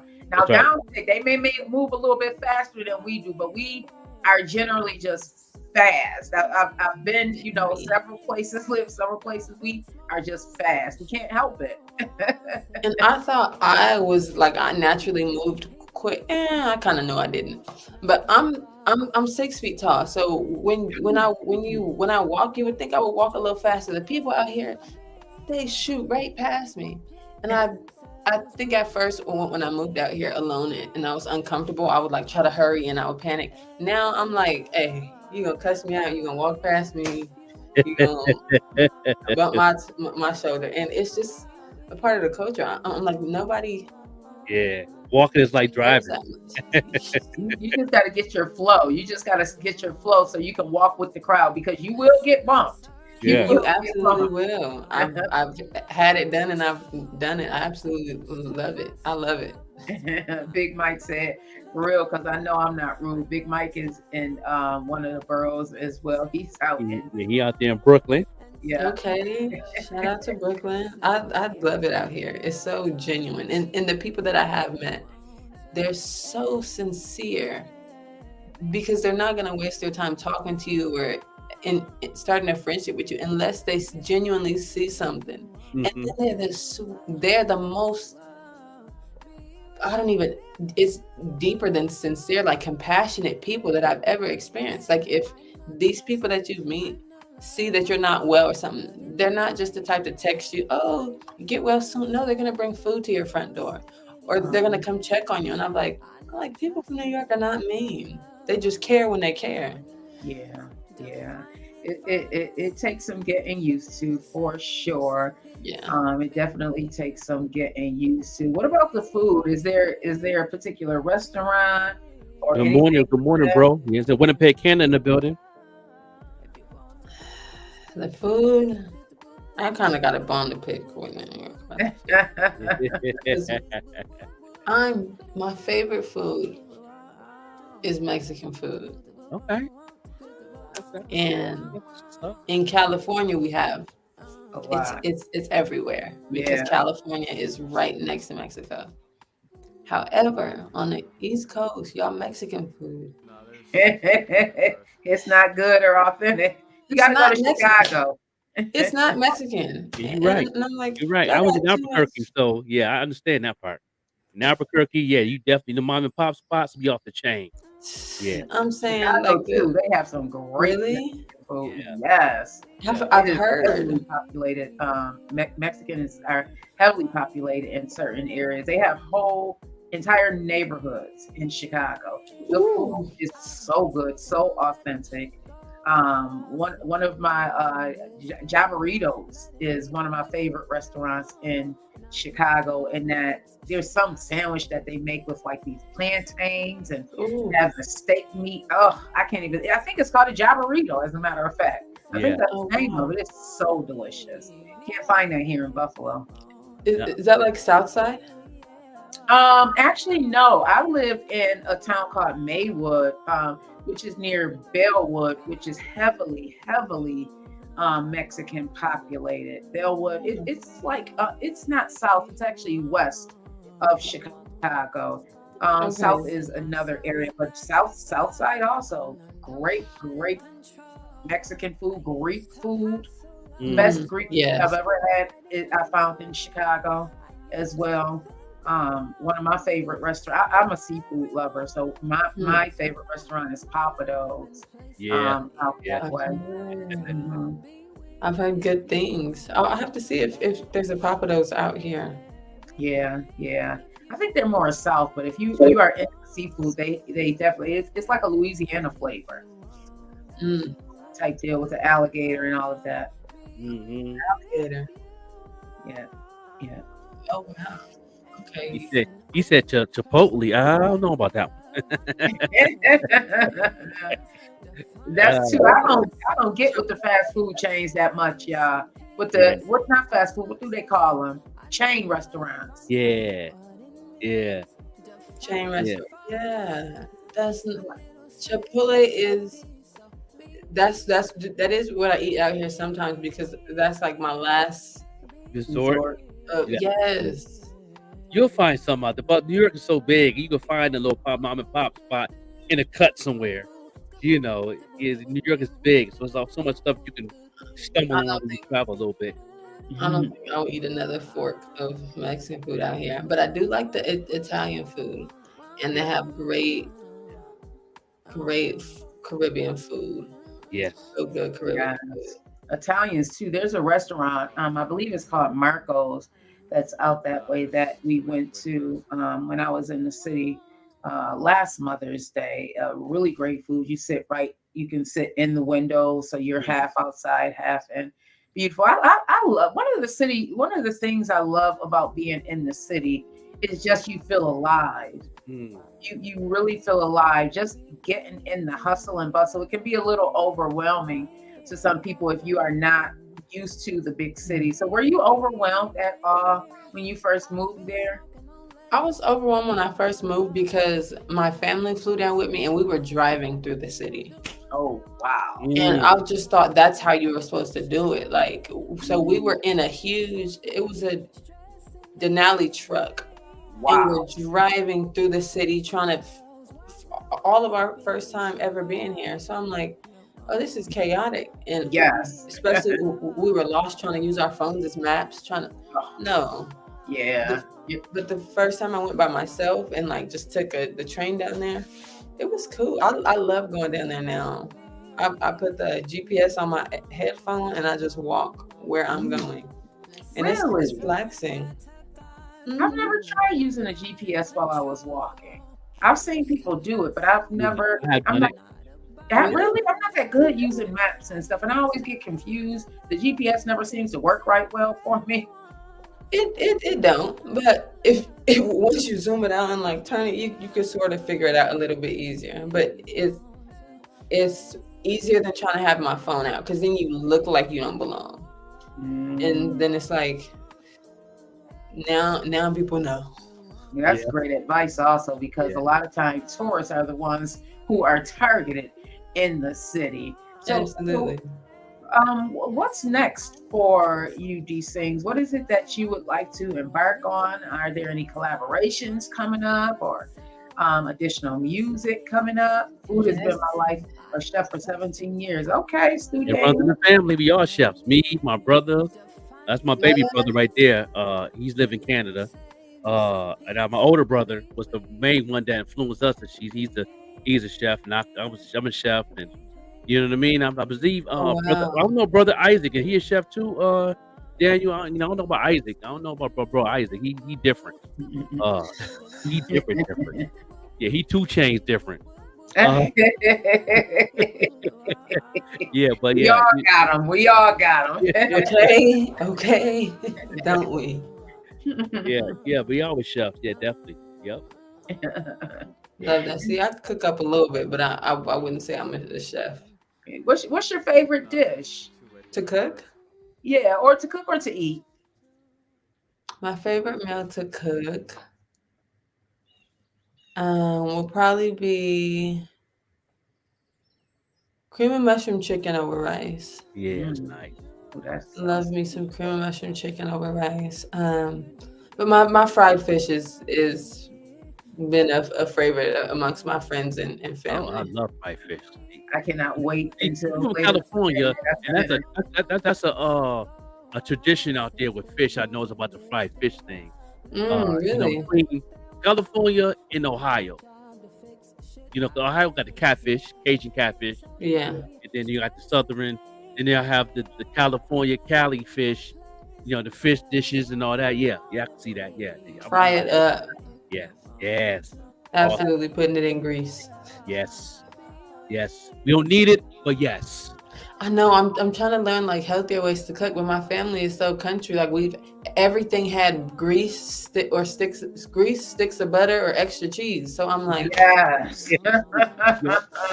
Right. You try the olive oil, but with olive oil, you got to have it at a certain temperature. It's kind of it's tricky with olive oil. I fry with olive oil now, and this is a COVID because of my health, and I'm learned how to really be consistent with it. Me being a chef, we never really used only olive oil for like Italian food dishes and stuff like that. But now that's all I use now. Now I'm perfected that, to use that now. I can pretty much do pretty good, Yeah. But our buffalo wings, because I'm from Buffalo, we can't do the olive oil thing. We got to go vegetable oil on that one. We got to go diet on that one. Yeah, we got to mess up a diet on that one. Yeah, you all are making me so hungry. Your brother is talking about brandy mushrooms. Big Mike is talking about his son. His son is a chef and has cooked for a lot of people, including celebrities. Yeah. Big Mike, I know you are so proud of your son. He's out in DC, I believe, and and has cooked for quite a large audience. Yes. Send a plate, Big Mike. Send a plate. Send a plate. It's giving coming up. Send a plate. You know what I'm saying? Send in an email at grindcity@gmail.com. I wish you could send plates to the email. That'd be awesome. Oh my goodness. It's coming, y'all. Something like that's gonna happen. Would you eat it? Remember the Jetsons and yeah. Would you eat that? I don't know if I would eat it unless it was like that's the only thing available. I don't know about that. Just pop up food. I mean, we pretty much got pop up food now. The way they engineering everything at the stores. So you know what, these things, you are absolutely right. You are absolutely right. So going back to what's next for these things, what more can we expect from you? Are there any projects that you're working on right now? Any collaborations that you are looking forward to, open to collaboration? Yes, definitely open to collaborations. My next single release is going to be December 3rd. I'm very excited, very, very excited about that song. I'm going to start promoting it next week. The pre-save link will be out as far as Monday on my Instagram and all social medias. I'm very excited about that song. It's a treat. I'm excited about that song. Okay. Is this one of those songs that's been in like your repertoire of songs, or is this something that you recently wrote? And what can we expect to hear, if you can release a little bit of information about this song? Yes, I did recently write it. Working with a label, they had gave me some studio time, and so I was just re-recording everything. Basically, my song "Be Weird" was re-recorded because I wanted to put God's name in it, so that was re-released. And then now this song coming out, it's titled Prayers. I'm debating the name if I'm gonna call it Prayers or my business, because it I can definitely give us a snippet of that if you all would like. Yes, absolutely. Who's ready? Who's ready for this? Exclusive. Right. Here, let me go ahead and see what you can do with this thing here. Yeah. You know, American Idol. You know what I mean? And while we're doing that, while these things doing that, you want to go ahead and play the video that we played earlier, just for those of you who did not see the video earlier or listen to the music earlier. D-Sing is multi-talented. Make sure you check out the music that she has released out on YouTube. There's a few videos out, or a few songs out there on YouTube. I was pleasantly surprised. I love when I'm hearing great music, great sounds, and it's different as well. That is so important. Like, don't sound like everybody else. That's right. You know, and your songs give me hope that we don't have to continue to listen to that music that makes people want to go out and shoot people. So. Yeah. I'm glad. We want a recap of Be Weird video. You play yes, let's do a recap of that. Yeah.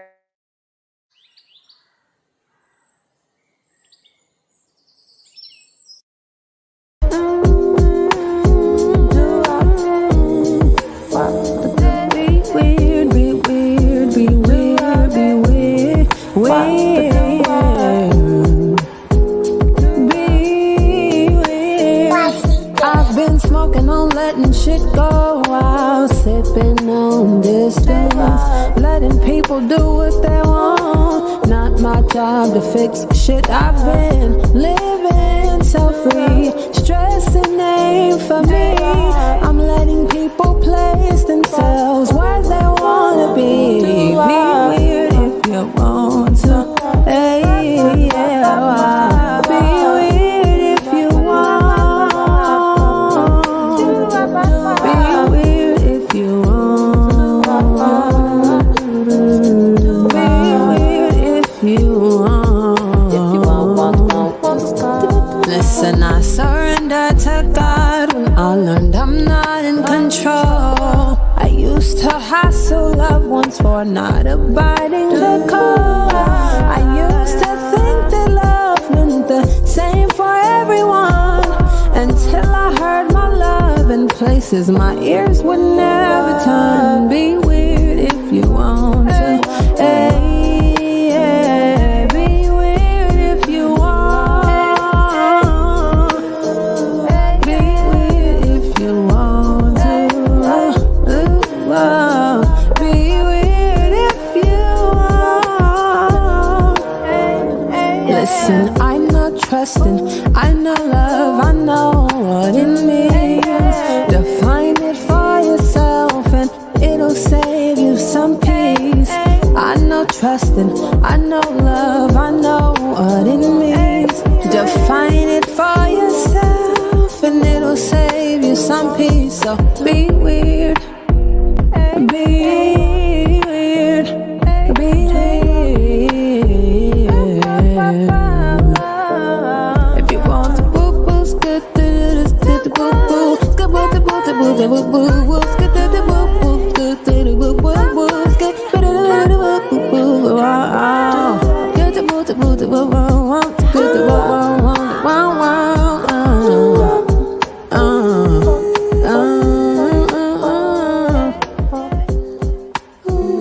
Oh, I think we gotta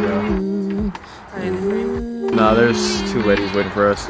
if you want. Everybody know I'm the best? In what category? In everything. Name one. We got the best rappers. We literally started rap. You might have started it, but we elevated the game. Public Enemy, Rakim, Run DMC. Tupac, Biggie, Nas. R&B then. Don't do that to yourself. Keith Sweat, Rick James, Bobby Brown. Boys to Men, Drew Hill, Jodeci. Ooh, yeah. New Edition, Prince, Whitney Houston. Let's begin this. What you doing here? Because I deserve to be in the conversation. Okay, what you got? Usher, 50 Cent, Alicia Keys. Snoop Dogg, SWV, Escape. Outkast, Eminem, Missy Elliott, Soulja Boy. You! Michael Jackson! He got y'all with that one. What you doing here? Because we got good music too. Yeah, y'all over with. Beyonce, Drake, Nicki Minaj, Chris Brown, Rihanna. Dr. Dre, Mariah Carey, Mary J. Blige. Britney Spears! Okay, let's just come to agreement that we all got talent. You right. Yeah, facts. What about me?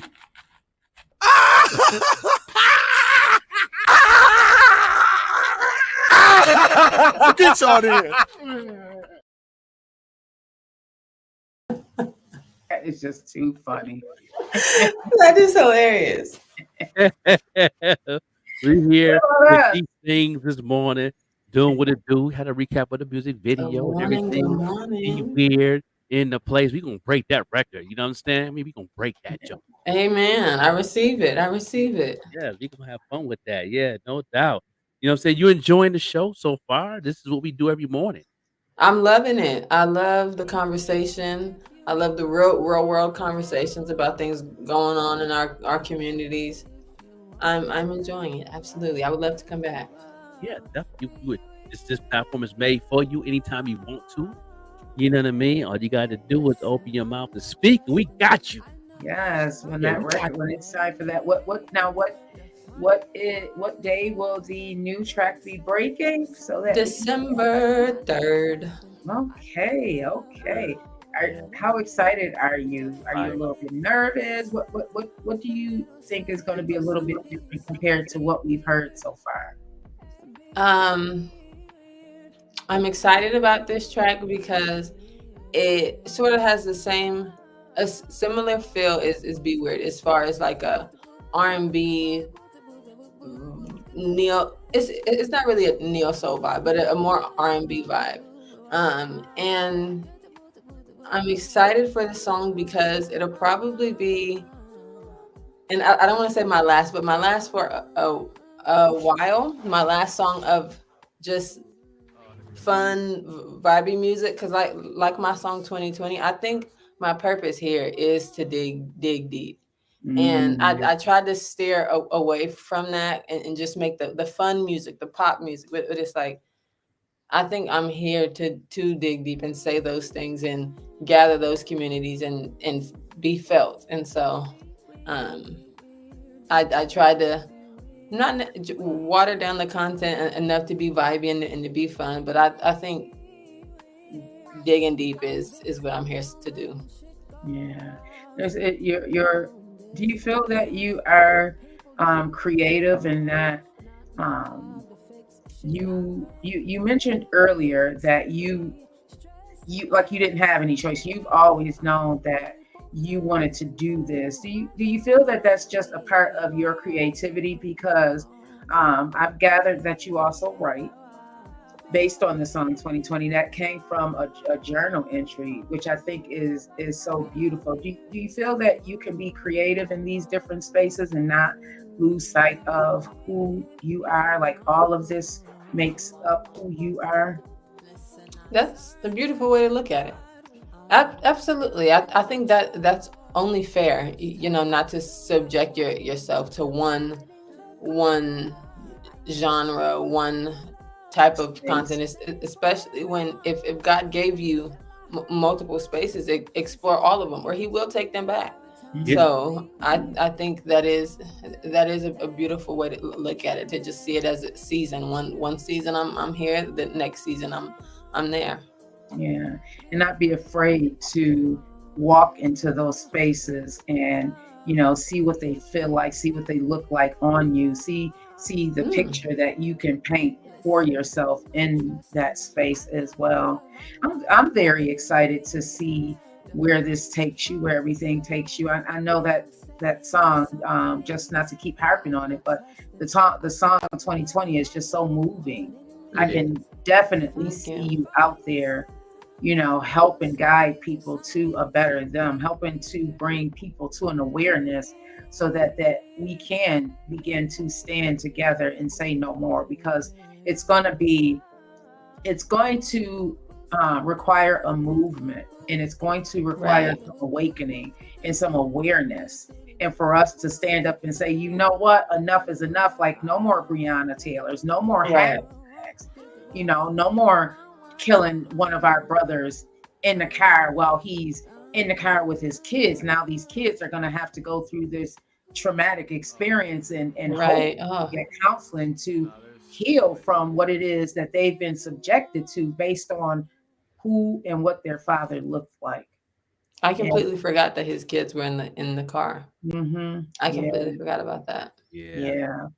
I think one of the things that I've noticed about 2020 is the way that it hits different people. I think that song hits mothers and fathers different than it hits the youth, and as it hits just siblings. I think when Breonna Taylor's mom reached out to me about that song, and I had to sing that song in front of a panel of mothers who have lost their children to police brutality. In that moment, of course, just being empathetic and just feeling all the pain coming off of them, steaming off of them. I think that's when I realized, like, oh no, art has a greater purpose than like me being up here feeling shy or feeling anything. Like, that song has a greater purpose, and I think that song is for them more than it's for anyone else.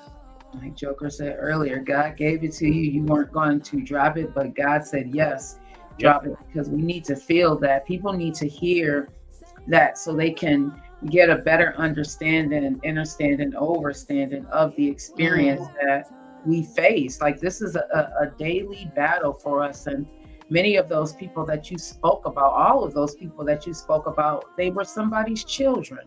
That's right. They were daughters, they were sons, they were fathers, aunts and uncles, like you said in the song.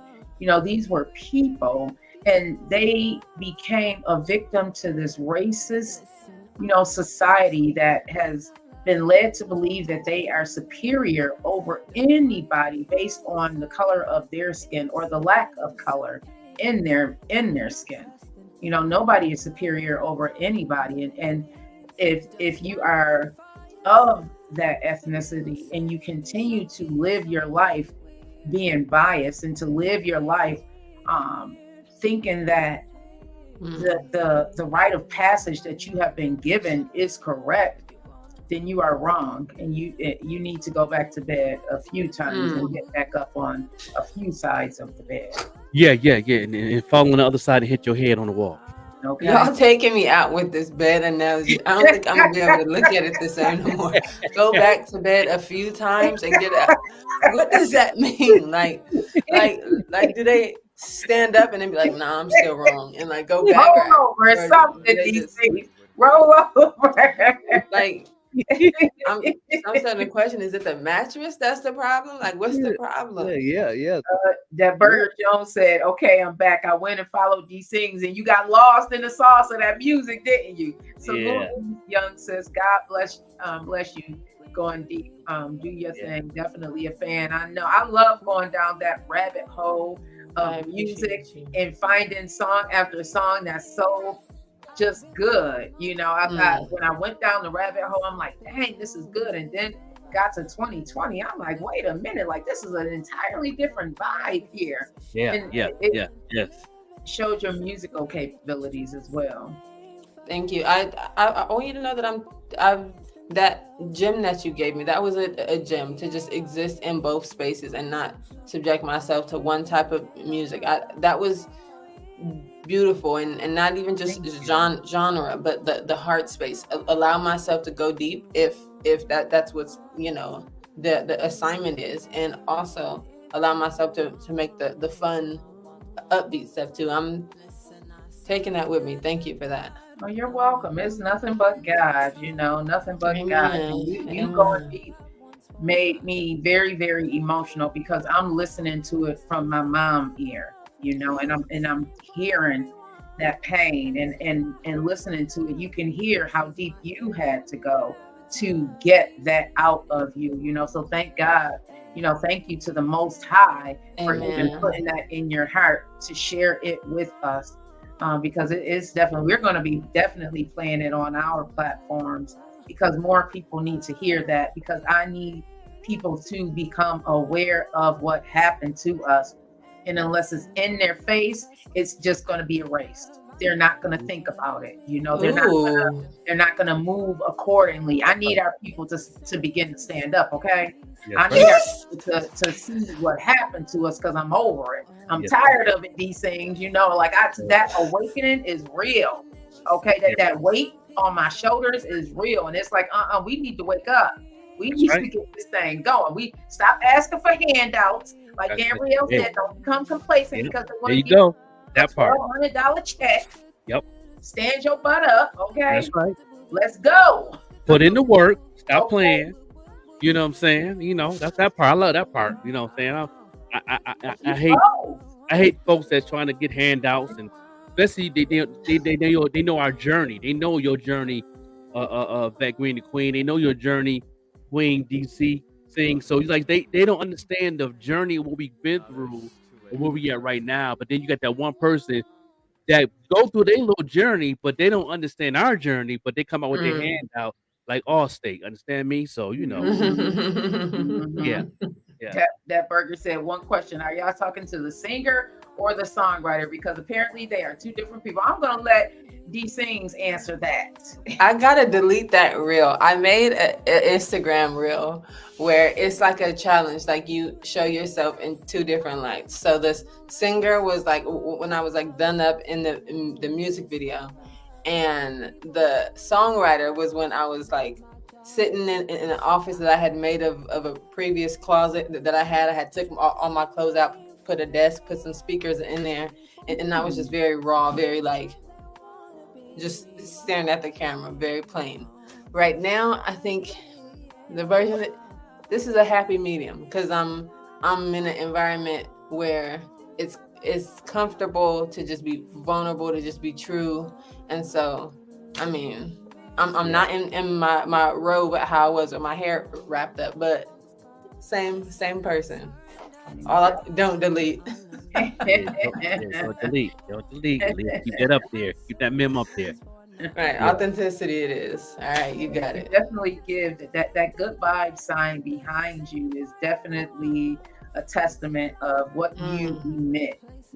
Definitely give good vibes, positive energy. Your voice is very calm, plays over very well, you know, in audio. I want to give you a hug. Oh, but we're virtual. Yeah. I'm in Buffalo. We're air hugging right now. Right. I just go with God. Yeah, I just go by whatever the Most High places on my heart. This is just me being authentically me and just me assessing, what it is that I'm feeling at the time, because listen, lights attract lights. We just are beaming off of each other. And today we're going to go outside and we're going to see one extra star outside because of what's happening today. That's what's up. I'm a believer. Yeah. When you speak, you speak. Thank you. It's nothing but the Most High. Yeah, nothing but the Most High. We're going to take one more break and come back to a close out and have another little small little conversation with the lovely D Sings. You know what I mean? I'm enjoying the conversation, enjoying the vibe. This is what it's supposed to do. We moving folks on the digital world, tuned all the way in and all that. So yeah, we're gonna get right into another artist that definitely and in the same wave as D Sing, and she definitely speaking her truth. And now she's gonna be on the show in the middle of December. She's gonna be on the show. We trying to get that together. She's on tour right now and in the studio recording her new album. You know what I mean? Let's go ahead and hit up with my girl, Kalia. I think I said it right.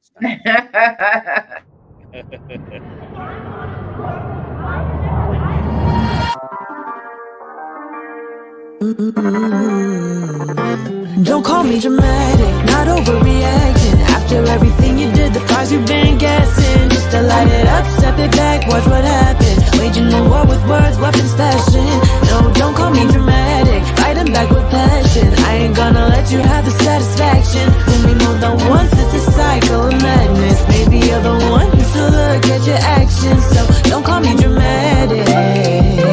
Don't call me dramatic, no. Don't call me dramatic. Don't call me dramatic, no. I know when I've been gaslit, you can try to pretend you didn't mean it, but I know that you know what you're doing. You've had some practice while I've been patient, crossing lines all the time like it just don't matter to you. But it does when I do, don't it? Why do you try putting the same standard on yourself for a minute? Yeah, it's no fun when you're the judge, is it now? You're the one who needs to tone it down with the pride. It's the same as lying when you paint it like that. You know it is. So don't call me dramatic, not overreacting. After everything you did, the cause you've been guessing. Just to light it up, step it back, watch what happens. Waging a war with words, weapons fashion. No, don't call me dramatic, fighting back with passion. I ain't gonna let you have the satisfaction. Fool me more than once, it's a cycle of madness. Maybe you're the one who should look at your actions. So don't call me dramatic. Don't call me dramatic, no. Don't call me dramatic. Don't call me dramatic, no. Don't have time for this to end now. Tell me I'm the one who's tripping, but you don't make sense, no. I'll wait for the day you would change, but it never came. You didn't have the intentions to, that's the truth. And it hurts me more than it hurts you. You don't want me to believe that, do you? Think the world's spin around your view. Done everything I can to get through. So don't call me dramatic, not overreacting. After everything you did, the price you've been getting. Just to light it up, watch it all turn to ashes. You're the only one with a stack of matches. Don't call me dramatic, crazy like the best. You looked at yourself lately cause you the saddest. Think you saw my cut ties with you, no attachment. Cause you stoking the flame like you an addict. Don't call me dramatic. Don't call me dramatic, no. Don't call me dramatic. Don't call me dramatic, no. There's a difference, don't forget that it's taking it into the no.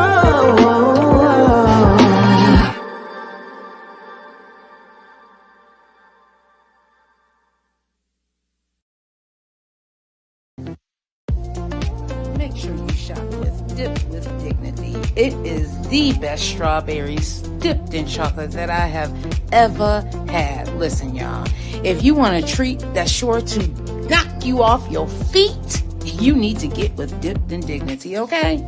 These are the best treats that I have ever had, and I am not somebody who liked strawberry dipped in chocolate. I was never that girl, but when I taste these treats by Dipped in Dignity, oh my God, OMG, I couldn't just eat one. Make sure you get with Dipped in Dignity, the very That just got me so hungry. The stomach is growling. Like, Yeah, that did look good though, man. That I had to get up close. I was like, yeah. They are just as good as they look. They were best. Lick the string. Okay. I was like, and she is not that old, you all. She is a teenager that is handling her business. Yeah, she is. How old is it, Shia? About 16 years old, if that. Yeah. Okay. If that, and handling her business. She works full time, is an entrepreneur, and is in school and a straight A student. Okay. Can't Yeah. ask she's more. doing it. Yeah, Doing man. it. I had to order something for Christmas. You know, I can put my order in. Oh You know what yeah. I'm saying? I want the white Where's she chocolate, at? the mint. Yeah, You know, she's in Buffalo, New York. Yep, but she has items that are shippable. I cannot wait until Thanksgiving. We have some treats coming for my son's engagement celebration. So very, very excited. He said I need the link. Oh yeah, because your brother's close, right? yeah, he's in Winnipeg, Canada. Yep, her name is Ashaya Robinson on Facebook, everybody. I'll put it here in the chat. In the name of her business, go ahead and give her some love. I love when you have young entrepreneurs who, she's making her own money. She's set up her own business. She's in school, and she still works. She works full time, and she's in activities like school activities. So yeah. stop sleeping on yourself. Yeah, she on her grind. She's a hustler on top of a hustler. Yeah, you know what I'm saying? They would do what it do. So, we definitely gonna have you on this platform more often. We love the energy, love the music, love the brand. You know what I mean? Because you definitely have the brand, and continue to do what it do. You know what I mean? I see that Beck Green the Queen said I'm going overtime on the show today. I know. You see, I'm looking down at the time. It says 8:19 here for me, so it means it's 9:19. Yeah.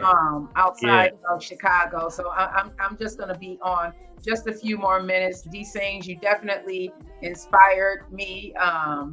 Thank you so much for sharing your gift with us, because it is definitely a gift. Thank you, Franklin, for finding this. I mean, you are finding all types of music, discovering all types of music on these platforms. So this has definitely been a bonus for our Friday. Thank you for joining us for the entire show.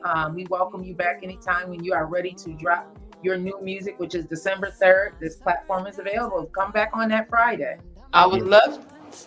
Man, you could come back Count me come back Monday. Yeah. Monday morning if you can. And be with us in this couple mornings out throughout the week. Because you know what I'm saying, and definitely give your truth and everything, because you definitely here to help and heal the world of the people that need, young ladies like you, what I'm saying, coming on the throne and bringing some positive energy. This platform all about. That's what we do. You know what I mean? And especially on the Queen's point of view, you know what I mean? And that's also I like. We always have a lot of these platforms that you have the men point of view. It's time to get these females to go ahead and get their point of view, their perspective, and it's time for them to speak out. You know what I mean? Because y'all the leader of all things. So y'all need to get that crown back. I appreciate that. Thank you. Thank you. I would love to come back. I've enjoyed myself and enjoyed our conversation. And even though it's virtual, I felt genuine connection. And so I'm grateful for that. And again, that Friday, because the new body of work, the new song is dropping on a Friday, right? Yeah. Come and listen. If y'all want these things to come back as she drop her new project, her new song, put some love for her in the chat. Even if you are watching the replay, tell her come back and drop it right here on the morning show with the Joker and Beck Green. We love you back anytime. I second what the Joker has said, and I just want to leave everybody with this: is to pursue your dream, even in the midst of the struggle, even in the midst of trying to fit those details together. As we begin to move, everybody, what is going to happen is God is going to help you put those puzzle pieces together. The only thing God wants us to do, the Most High wants us to do, is do our part. Meaning, get up off the couch. Meaning, stop sleeping on yourself. Meaning, you can't find your dream if you don't get up and chase it. So I love y'all. Long life. Thank you, D Sings, for honoring us with your presence today. You have definitely been a vibe. Continue to do the great work that God has placed on your heart to do, because you are going to touch so many people. That song, D Songs has 2020. If you have not listened to it, make sure you go and listen to it, and also stream her new song, Be Weird, which she talks about, just being yourself. Be weird if you want, Be weird if you want to. That's right. Man, Queen, that's number one on our playlist, which is The Morning Show Podcast on Spotify. She's number one on there right now, and we're gonna put that 2020 on that playlist too. So yeah, amen. Thank you. All right, God. I love y'all. Right. Have a wonderful, wonderful day. Have a blessed one, Queen. And I'm gonna sit here and have a conversation a little bit with these things because she's been discovered on IG, and how I discovered her was she did an ad and it popped up on my feeds, and I guess I'm part of her audience because she knows a little bit of marketing because she do ads, and I'm a marketing manager. I'm a marketing expert from upstate New York. I teach a lot of businesses, artists, how to reach their audience, how to do ads, and all of that. Now I'm gonna ask you because you've been discovered from a person that's in your audience. How did you learn how to do marketing? Because you did do an ad because it said sponsor. I seen on IG. So give me your experience on how did you learn how to find your audience and doing ads on IG and the Facebook. Learning how to do that is I watch a lot of videos. I like to study a lot of different aspects of not only the craft but the business side of it. And so studying on YouTube, word of mouth, just knowing other artists and seeing what works on my page for my demographic of people, seeing what works, seeing what gets the likes, what gets the comments of the things that I already post. And then once something stands out organically, then promote that. And so pushing that to a larger audience, and then it generally spins.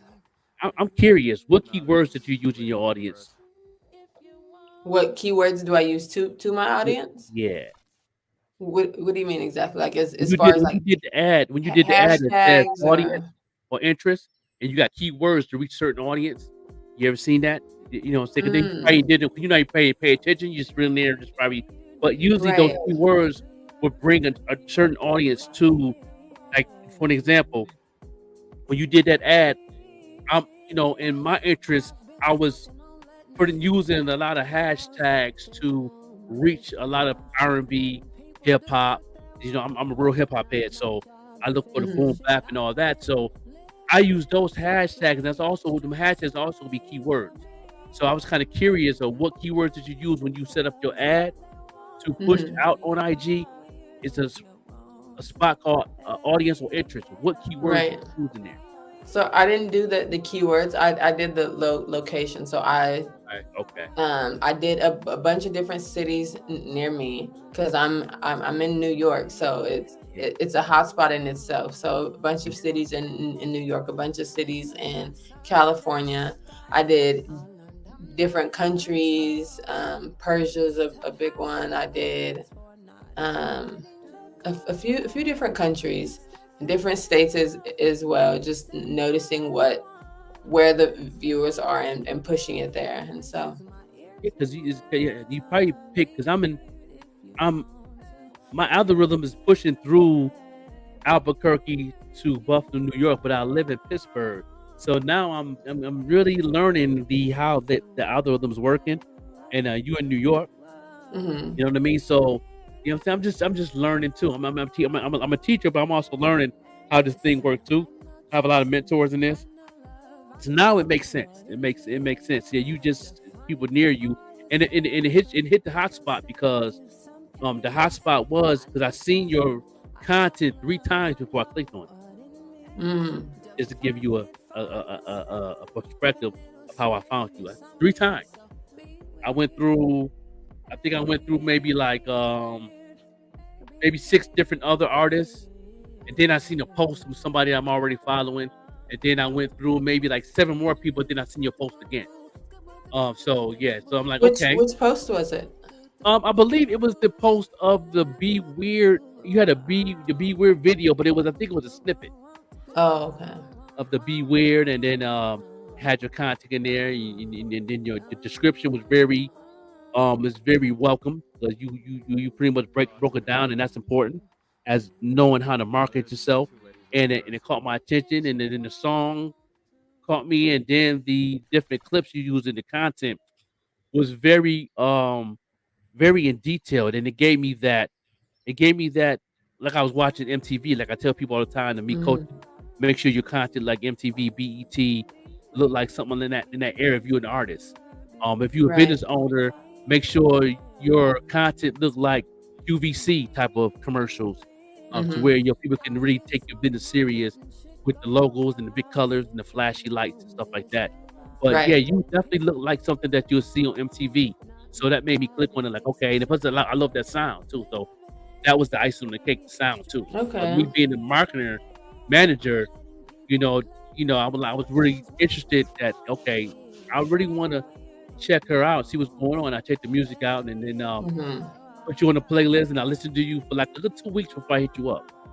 Yeah. Got you. Wow. I appreciate that. Yeah. There's so many different aspects of not only being an artist, but being a business. You have to familiarize yourself with so much, especially with social media. There's marketing, and then there's the word of mouth marketing, and actually networking, being present at some of these places. And it's many different worlds. Yeah, it is. I think as of now, I've committed to the idea of being signed as opposed to continuing as an independent artist, because it's a lot of different jobs that you have to do as an independent artist. It is a lot of jobs. Being unsigned artist, is you plan on do you want to get signed, or you want to stay unsigned and stay in that lane? I ain't gonna say independent, because that independent name has changed. You know what I mean? You can ask questions if you want to. You know what I'm saying? By the digital world right now, they say, I ain't gonna say they say, by the knowledge of what I have, there's no more independent artists because of Spotify now. I don't know if you heard that it went viral like maybe a week ago about what Spotify is going through right now. With as far as not allowing people to get paid until they reach 1,000 streams. Right. Heard about that, yeah. Yeah. So like you get the first 1,000 streams, that money is going in a pot, and if you can't reach a certain level of streams, you can't get that money in that pot. That money stays in the pocket of Spotify and the affiliates, I should say. You know what I mean? And the affiliates, let me tell you like this: Spotify has a 360 deal. So if your music is on Spotify, you have a 360 deal. No, there's 2 ways. You really? You feel that so? Yeah, that's a 360 deal. They have a 360 deal with Universal Records, Sony, and Warner. They all a part of the movement. That's why they changed in the rules of how people get paid. They changed the rules of different. Now, what I do like about what Spotify got going on is they have it set up now to where you could do clips. If you paying for Spotify and you're an artist, and you paying for the monthly fee for the non-ads, you can go into your page and you on your Spotify and do the same thing they're doing right now. Do ads with your content like social media. That's one thing I do like about the new Spotify. That's dope. It's called Clips. As soon as you pay for it, you go in, you see that little link that says Clips. You click on that, you can do a video. You can upload a video. You can talk to your fans. You can, on Spotify. Yeah, but that's I do like that. That's dope. Now, I think I'm gonna try that feature out just to see what I could do with my marketing skills that I do know. And then if I do it, I'm gonna bring it to the forefront to all my clients and see if they'll learn how to do that. And TikTok, I like what TikTok got going on now. And if y'all haven't heard that, TikTok now has it to where anybody can discover your music into any platform they love to see you on. So for an example, if I'm on TikTok and I see your footage and I want to search for your music on TikTok, you know what I mean? Whatever app is open on my phone, it's going to be connected. So if I'm at my Apple page is open and I'm on TikTok, the Apple link gonna show up that's your music, and I can press it on TikTok and do a reel, and then you get credit for a stream for TikTok, and you get credit for a stream for Apple. So that's 2 streams in one. That's dope. I like that. It makes me want to go on TikTok now. I was on TikTok when it first came out, couldn't figure it out. I got this, I got discouraged. I said, I'm done. I'm not doing it. I still can't figure out TikTok. Yeah. And then they got that feature now. So, all you artists out there, this is free 99 from the Joker. I know I do my free 99 every episode. If you're on TikTok, make sure you push your music to your original fans, because they can, wherever their apps is open on their phone, if it's Spotify, if it's YouTube, if it's Tidal, if it's Amazon, if it's Deezer, any one of those platforms, they can automatically click on your music and then you'll get credit off of that streaming platform. So I do like that. That's dope. But besides that, if you're not willing to go the extra mile for your music on those platforms, I prefer artists to take their music off Spotify. If you're not trying to use those characters and actually get involved and actually engage with yourself, not just the artist, in that movement, then it's not worth it. Yeah, I definitely would say that. It's good to know what these apps are doing in support of the artists, because there's a lot going on with streaming. To hear that there's no such thing as an independent artist, that's an interesting way to put it. Do more research on that. You know what I mean? Don't just go by what I say. Do your research. Go to Curtis King. Watch his video on YouTube. He breaks it down a little better than I have. That's one of my mentors too. I learned a lot from Curtis. Shout out to Curtis. He definitely broke it down, because he even had to apologize, because he did a video before that. He didn't believe it was what one of the A&Rs was saying on another platform called Bad Fuel, when he was saying that Universal owned 30% of Spotify, and then he did a video saying that was a lie, and brought some things up. And then he watched another video a couple of days later prior to that confirmation was right, that Universal did own 30% of Spotify with 2 other affiliates, which is Sony and Warner. And then when he broke it down, how the guy was talking on the video, you were watching on YouTube, how he broke everything down, how everything works. And then he was at the end of the video, he was like, dude, he said, pretty much Spotify has a 360 deal. So now I see why that A&R that was on Bag Fuel podcast has said there's no such thing as an independent artist, because if your music is on Spotify, you're paying the masses of the industry. You know what I mean? You're not independent anymore if you're paying the masses. You know what I mean? And that makes sense. Me being signed. I was signed to 2 of those companies. It's crazy. I was signed to Sony before, and I was signed to Universal back in the day. So that's crazy that 2 of my labels that I was signed with in the early 2000s, that I'm like, wow, that's crazy. Wow. And Universal, I didn't really care for. I like Sony. Sony worked pretty good with us when I was signed with them. I like the way they gave us the freely to do what we wanted to do as artists. That's one thing I did like about Sony. Universal didn't go for that. Universal was like, you know what I'm saying? Good morning, Jones. Good morning. Universal's more like, you got to make songs in the top 100, top 200 pop charts. If it ain't in that wave, then we can't mess with you. That was Universal. And I didn't like that. You know, they didn't let you speak the truth, because they was trying to tell you how to rap. How you gonna tell me how to rap and you don't know the culture? Right. I would love. I am leaning more into being signed, but I also would love to keep my authenticity and just integrity as a person, but also as an artist, and writing what comes natural and what is true. Yeah. You know? Yeah. And don't be afraid to, they give you a contract, don't be afraid to give them a contract.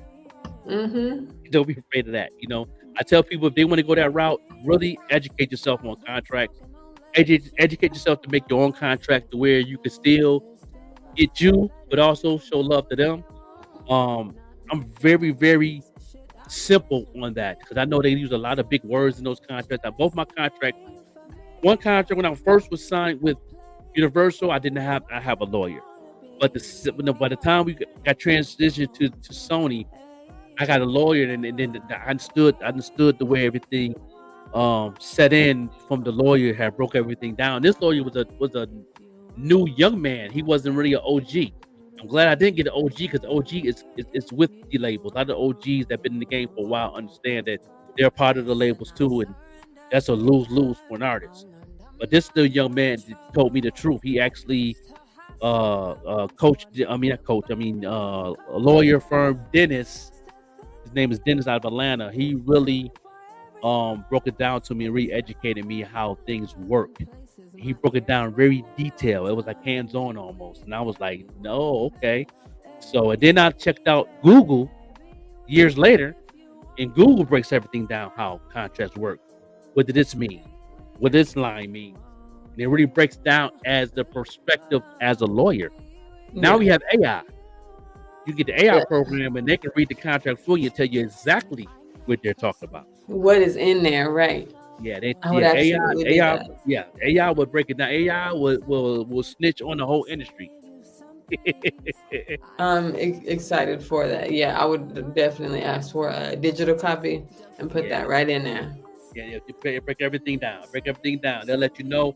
And then another thing, my mentors told me. One of my mentors, I was in a meeting, a Zoom meeting, and I didn't know. And I'm gonna see if you ever heard of this.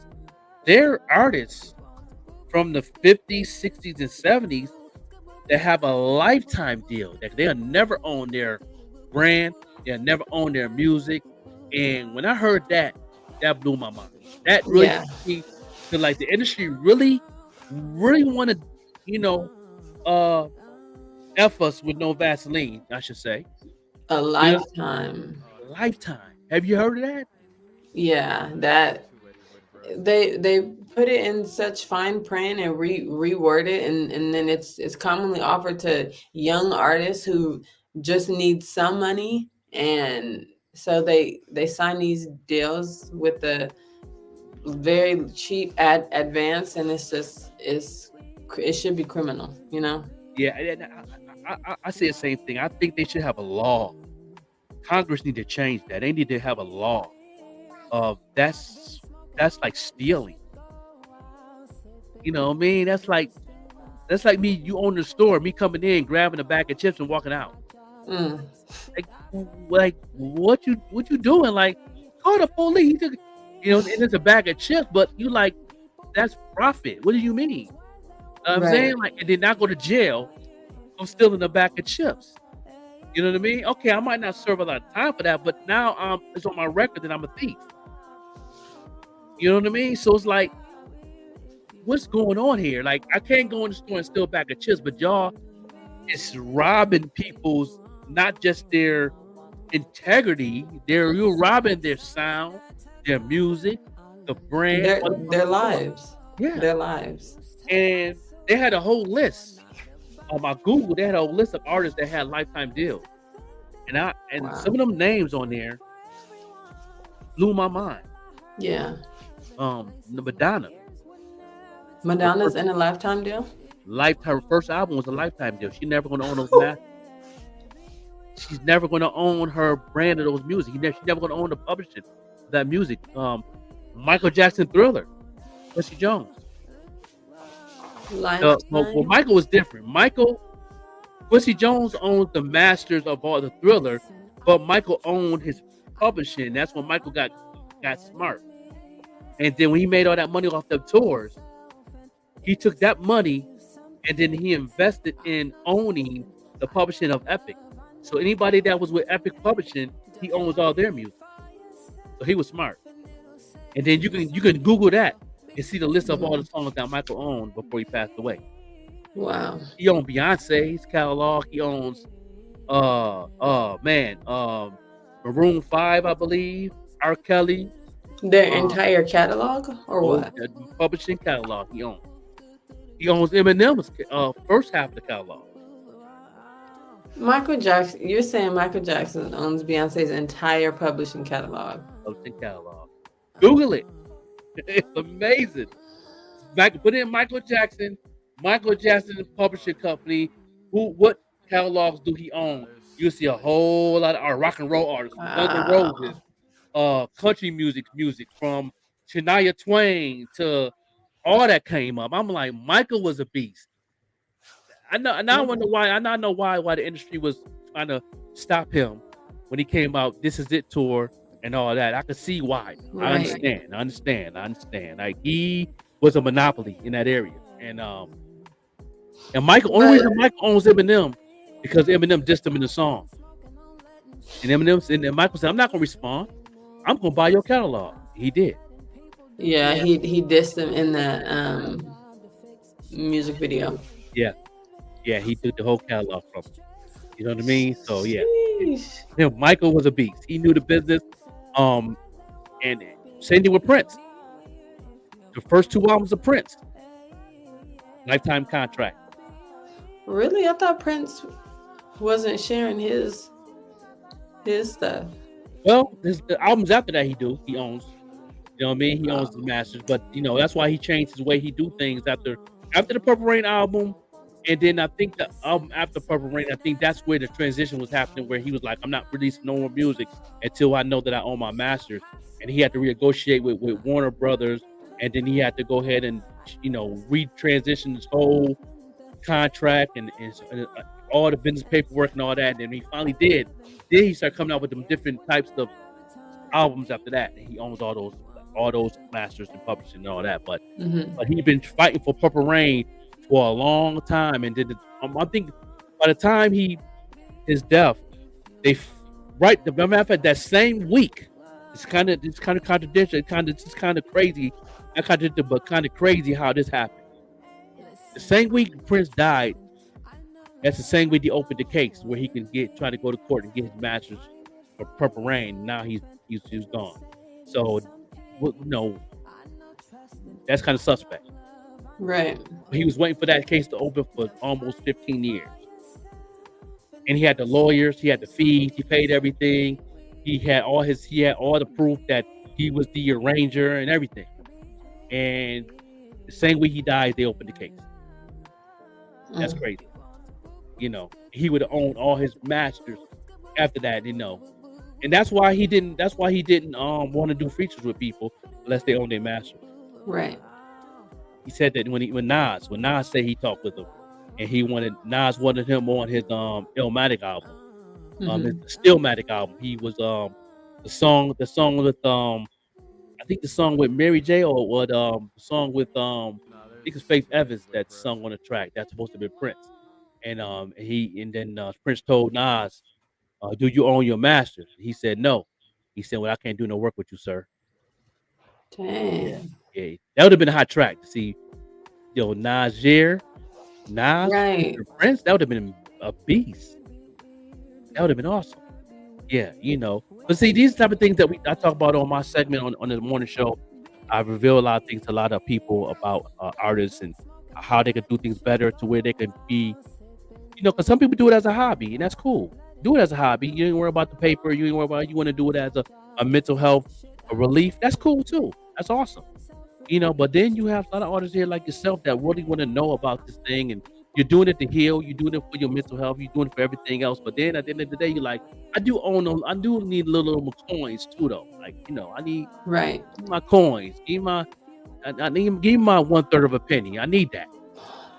Yeah, you know what I mean. If at least you can't take that. Let me get that. Say you taking everything else. Let me get that, and I need that.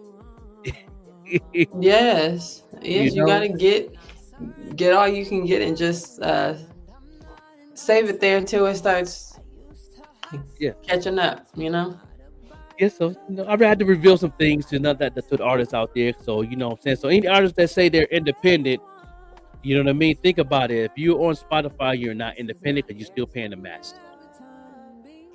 Still paying. So I'm an artist. I got music on the platforms, and I'm not independent no more unless I take that down. If I take it off Spotify, then I'm independent again. 100% go to me. And there's ways you can do that. You know what I'm saying? And I'll talk about that in another show. There's ways you can get all your jump offs, and you can really get all your streams and all that good stuff, and you can have 100% of everything and all that good stuff. There's a couple of sites out there. You can do some Googling, do some research on how can I make money off my music without the platforms, and they'll show you how to do that. You know what I mean? But the platforms is reaching the people.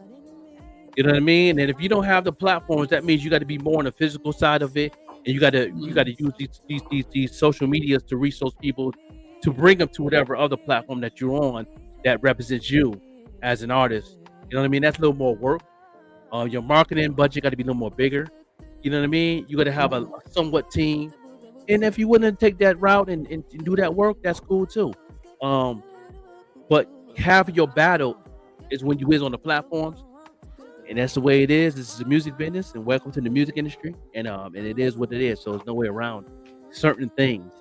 But a lot of these artists that you probably know of always say, "Yo, I want to be this artist. I want to be on a Drake level. I want to be on a Nicki Minaj level. I want to be on a Kendrick Lamar level. I want to be right there in that lane." I said, "Yeah, you can get there, no problem." You know what I mean? But you got to go through some things. Right. Right. You can't have one without the other.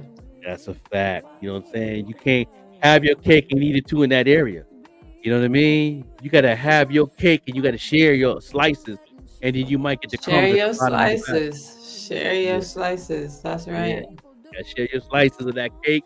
You know what I mean? And can I have ice cream? No. You got to earn the ice cream. By the time you get it, that ice cream gonna melt. Facts.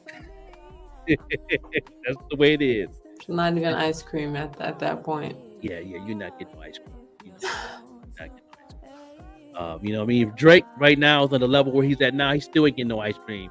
He just building up that little slice of cake to make it look like a big cake now. So now he just got to continue. And he's on tour and everything. He on tour started in 2024, but he got until December 1st to resign.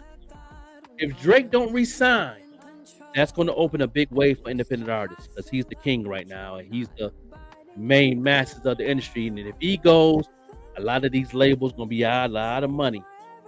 Why would he sign? I hope he don't. I don't see why he would do that. But then he got to do everything on his own. He got to invest everything on himself. He got to do everything on his own. And once he don't sign, he won't be able to. This tour he got right now, is on the contract. They'll finish this tour for 2024. But after that, he got to do everything on his own. He got to invest everything on his own.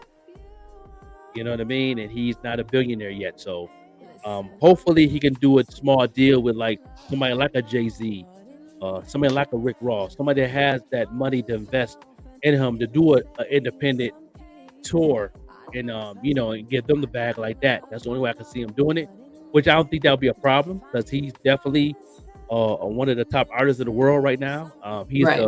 So I don't think it'll be a problem. But if he don't sign, that's going to open up a big door for us independent artists, to where people can start taking their stuff off of Spotify, and then they're going to follow the wave of what Drake is doing. So I'm interested to see what's going to happen. I think he's going to sign. I don't think he's going to. I think he's going to have a contract where he's going to resign, but he gets a bigger percentage. And I think any album after that, I think he might own his masters. I think he'll have a deal like that where he can control more things. He might own a little more of his publishing. And I believe that he'll open up a record label to where he can have independent artists can be signed, but also be more freely as an artist. I can see that happening. But I don't think he's going to refuse to sign. I believe he's going to sign. But I'm curious what type of contract he's going to have, because I don't think he's going to do another 360 deal. I doubt that. I doubt that. Yeah, you know what I'm saying? Because Birdman and his brother is eating right now off of Drake by himself. You know what I mean? They gave the masters back to Lil Wayne and his publishing. Lil Wayne just sold everything for $100 million. So they lost that bag. Because why? Because they got Drake and they got Nicki Minaj. Who is he signed to? You know what I'm saying? Drake, and because the original label is Cash Money, but the parent, the management label is Young Money. You know what I'm saying? So that's the management part of it. Cash Money was the label part of it. Got it. Okay, yeah. I thought there was Young Money. Yeah, Young Money is the management part of it. Okay. Yeah. You know what I'm saying? So that's, me too. I thought so too, until when I heard about the Lil Wayne thing, selling his masters and his catalog. I'm like, how?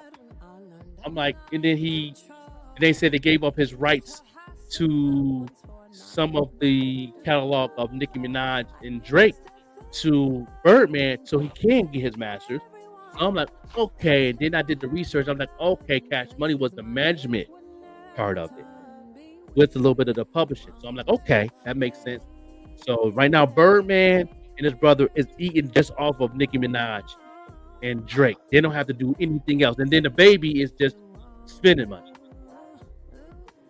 Sheesh. The Birdman baby was is playing just spending chess. money. That's the money. That's the money he goes to the club and throw in the air. Birdman was playing chess in the early 2000s. Yes, he was. He Yes, he picked was. 3 major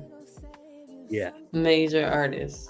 Yeah, and he could take a sacrifice and still get a gain. That's how this music business is. If you can take a sacrifice somewhere and get a gain in the long run, that's big.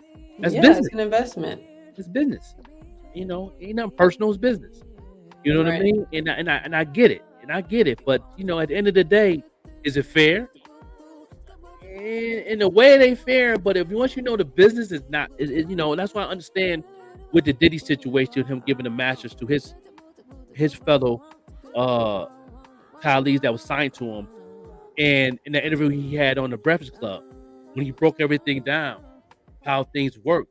And one thing I've noticed in that conversation, me knowing music business, me knowing contracts, when Diddy said I left a window open for every artist, and that window that he's talking about is a window for an opportunity that you can eat that he can't touch.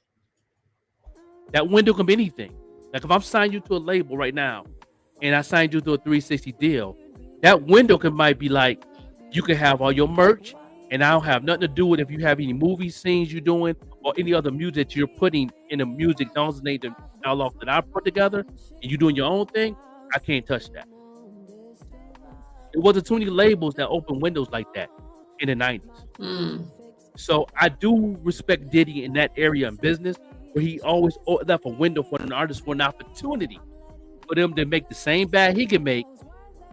I'm not gonna train you on it. You got to figure it out. But that window's open for you can do this, that, and the third. And it was on the contract.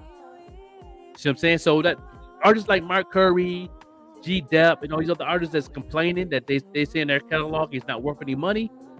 You didn't use the opportunity that Diddy gave you in the beginning. The same thing he did with Biggie. Same thing he did with Craig Mack. Craig Mack, he left a window for Craig Mack. He left a window for Diddy, for Biggie to do his thing. You know what I mean? Extra. That's why he did Junior Mafia. You know what I mean? That was that window that Diddy was talking about. He used that for the vendor to make his own money. Brung Little Kim in. Did features with so and so. He left that open for him to make that bread. But anything they gotta do with Bad Boy, you gotta give me mine. Right. Can't get mad at that. You know what I mean? So I tell artists, if you're gonna get signed, make sure you know business, how you can make money. That's why I love Griselda so much. That's from my hometown, Buffalo, Westside Gun. He took the merch and make sure that merch was hot first before the music was. He don't have to rap. He say it all the time. He said he makes $1 million a month off merch. Sheesh. So artists is opportunities and windows that you got to really dwell on and really push. Right. For an opportunity to get a chance to get a bag. And you can always work on that at the same time you're making sure you handling this business over here so these labels and everybody else can be happy that's in your corner. You know what I mean? It's all about business. And those artists that complain about their catalog, they didn't take the opportunity because they didn't take the time to get educated. They depend on Bad Boy. Mark Curry, they depended on Bad Boy. That's what I like what Mace said. Mace said, what Diddy said about Mace. He said that I gave Mace his album back that they didn't release, and said you can have that. Just give me my credit on the production. You can have everything else. But Mace didn't release that last album. And he said, well, he didn't release the last album. He gave him a time period. You got 3 years to release the album. And the value of that album, if you don't release that album in 3 years, The value of the album is $3 million. That's why Diddy said he owed me $3 million. That was the value of that album, $3 million. He had 3 years. That's $1 million a year. He had 3 years to release it. He didn't. So I understand that part of the business. That part that Mace didn't bring to the forefront when he was on $1 million worth of game. And when Diddy was on the Breakfast Club, he broke it down. I gave it back to him. So it's like me doing a project with you. We did a project. We gotta be eating good, and you like, well, I'm making money, but I'm not making money where you making money. So this last album that we did, what can we do with that? How can I make more money? Like I'm gonna give it to you. I'm gonna give it to you. These things, I'm gonna give everything to you. Just give me credit for production. You keep your publishing, you keep the masters, all that. That's you. Do you? You gonna help me market promote it? Nope, that's you. But you got 3 years to release it. So now he opened the door for you to get opportunity to get educated. How can you get it out there? You know people in the industry through me because you've been in the industry. Now you got to go back to those people and do business. Right. You had to go back to the Lil Kims and the Missy Elliott's and all them. Yo, I got this album. I did this with so and so. Our name is popping. They already know who I am. That's an investment. You don't think that if he went to Missy Elliott and said, "Listen, I did it with Diddy. It's right here. Production go to him. I need an investment. This is what I want to do." You don't think that Missy Elliott gonna say no? You Mace. You was with Diddy, my homeboy. What? I'll invest. I'll put $1 million to it. But you want to release it? I'll put the money up for the marketing. I'll put it up for radio. That's $200K. $200K to get on the radio to run around the world. One-time payment. To get on the radio worldwide is $200K. You don't think that this year they wouldn't invest that on a single? I'll put $200K to be on the radio worldwide. You know what I'm saying? While you playing, I'll invest 50% on the music video. Just get somebody else to pay the other half. Simple. Wow. You got the bag, you can move like that. Right. That was a lot of insight that I hadn't really considered, especially when it comes to being signed and the different management perspectives of being signed. That's something I'll have to consider. When it's because it's so many different sides of the business. There's so many different percentages when it comes to a song and the ownership of it and the producers and the beat and this and that. And so I'll definitely have to move with that. Yeah, definitely. It's just something you got to know, and no doubt. And I appreciate you being on the show. It's 10 o'clock. We got to get off, but give people a little gem real quick that can help the movement of people's lives, musicians, life, and all that. Give somebody a gem real quick. A gem for the artist. Silence the noise. A gem for the artist is to silence the noise and to question why you're doing it. And when you have that answer, apart from the cloud, apart from social media, apart from your peers, when you find why you're doing it, let that root you, and everything else will sprout. Yeah, that's what's up. That's the perfect gem right there. We're gonna end this with one more video of Terrence Love, R&B singer, and all that. We see y'all on Monday. You know what I mean? Don't forget, we're gonna definitely give y'all information throughout the day on the marketing class for Saturday. We'll definitely give y'all that information. And until then, we gonna out of here, and we're gonna get this last video, man. Terrence Love. You know what I'm saying? Baby Love. It's an amazing song right here. I definitely want to use this song to walk my daughter down the aisle. You know what I'm saying? Because I have a daughter. He wrote a song for his daughter.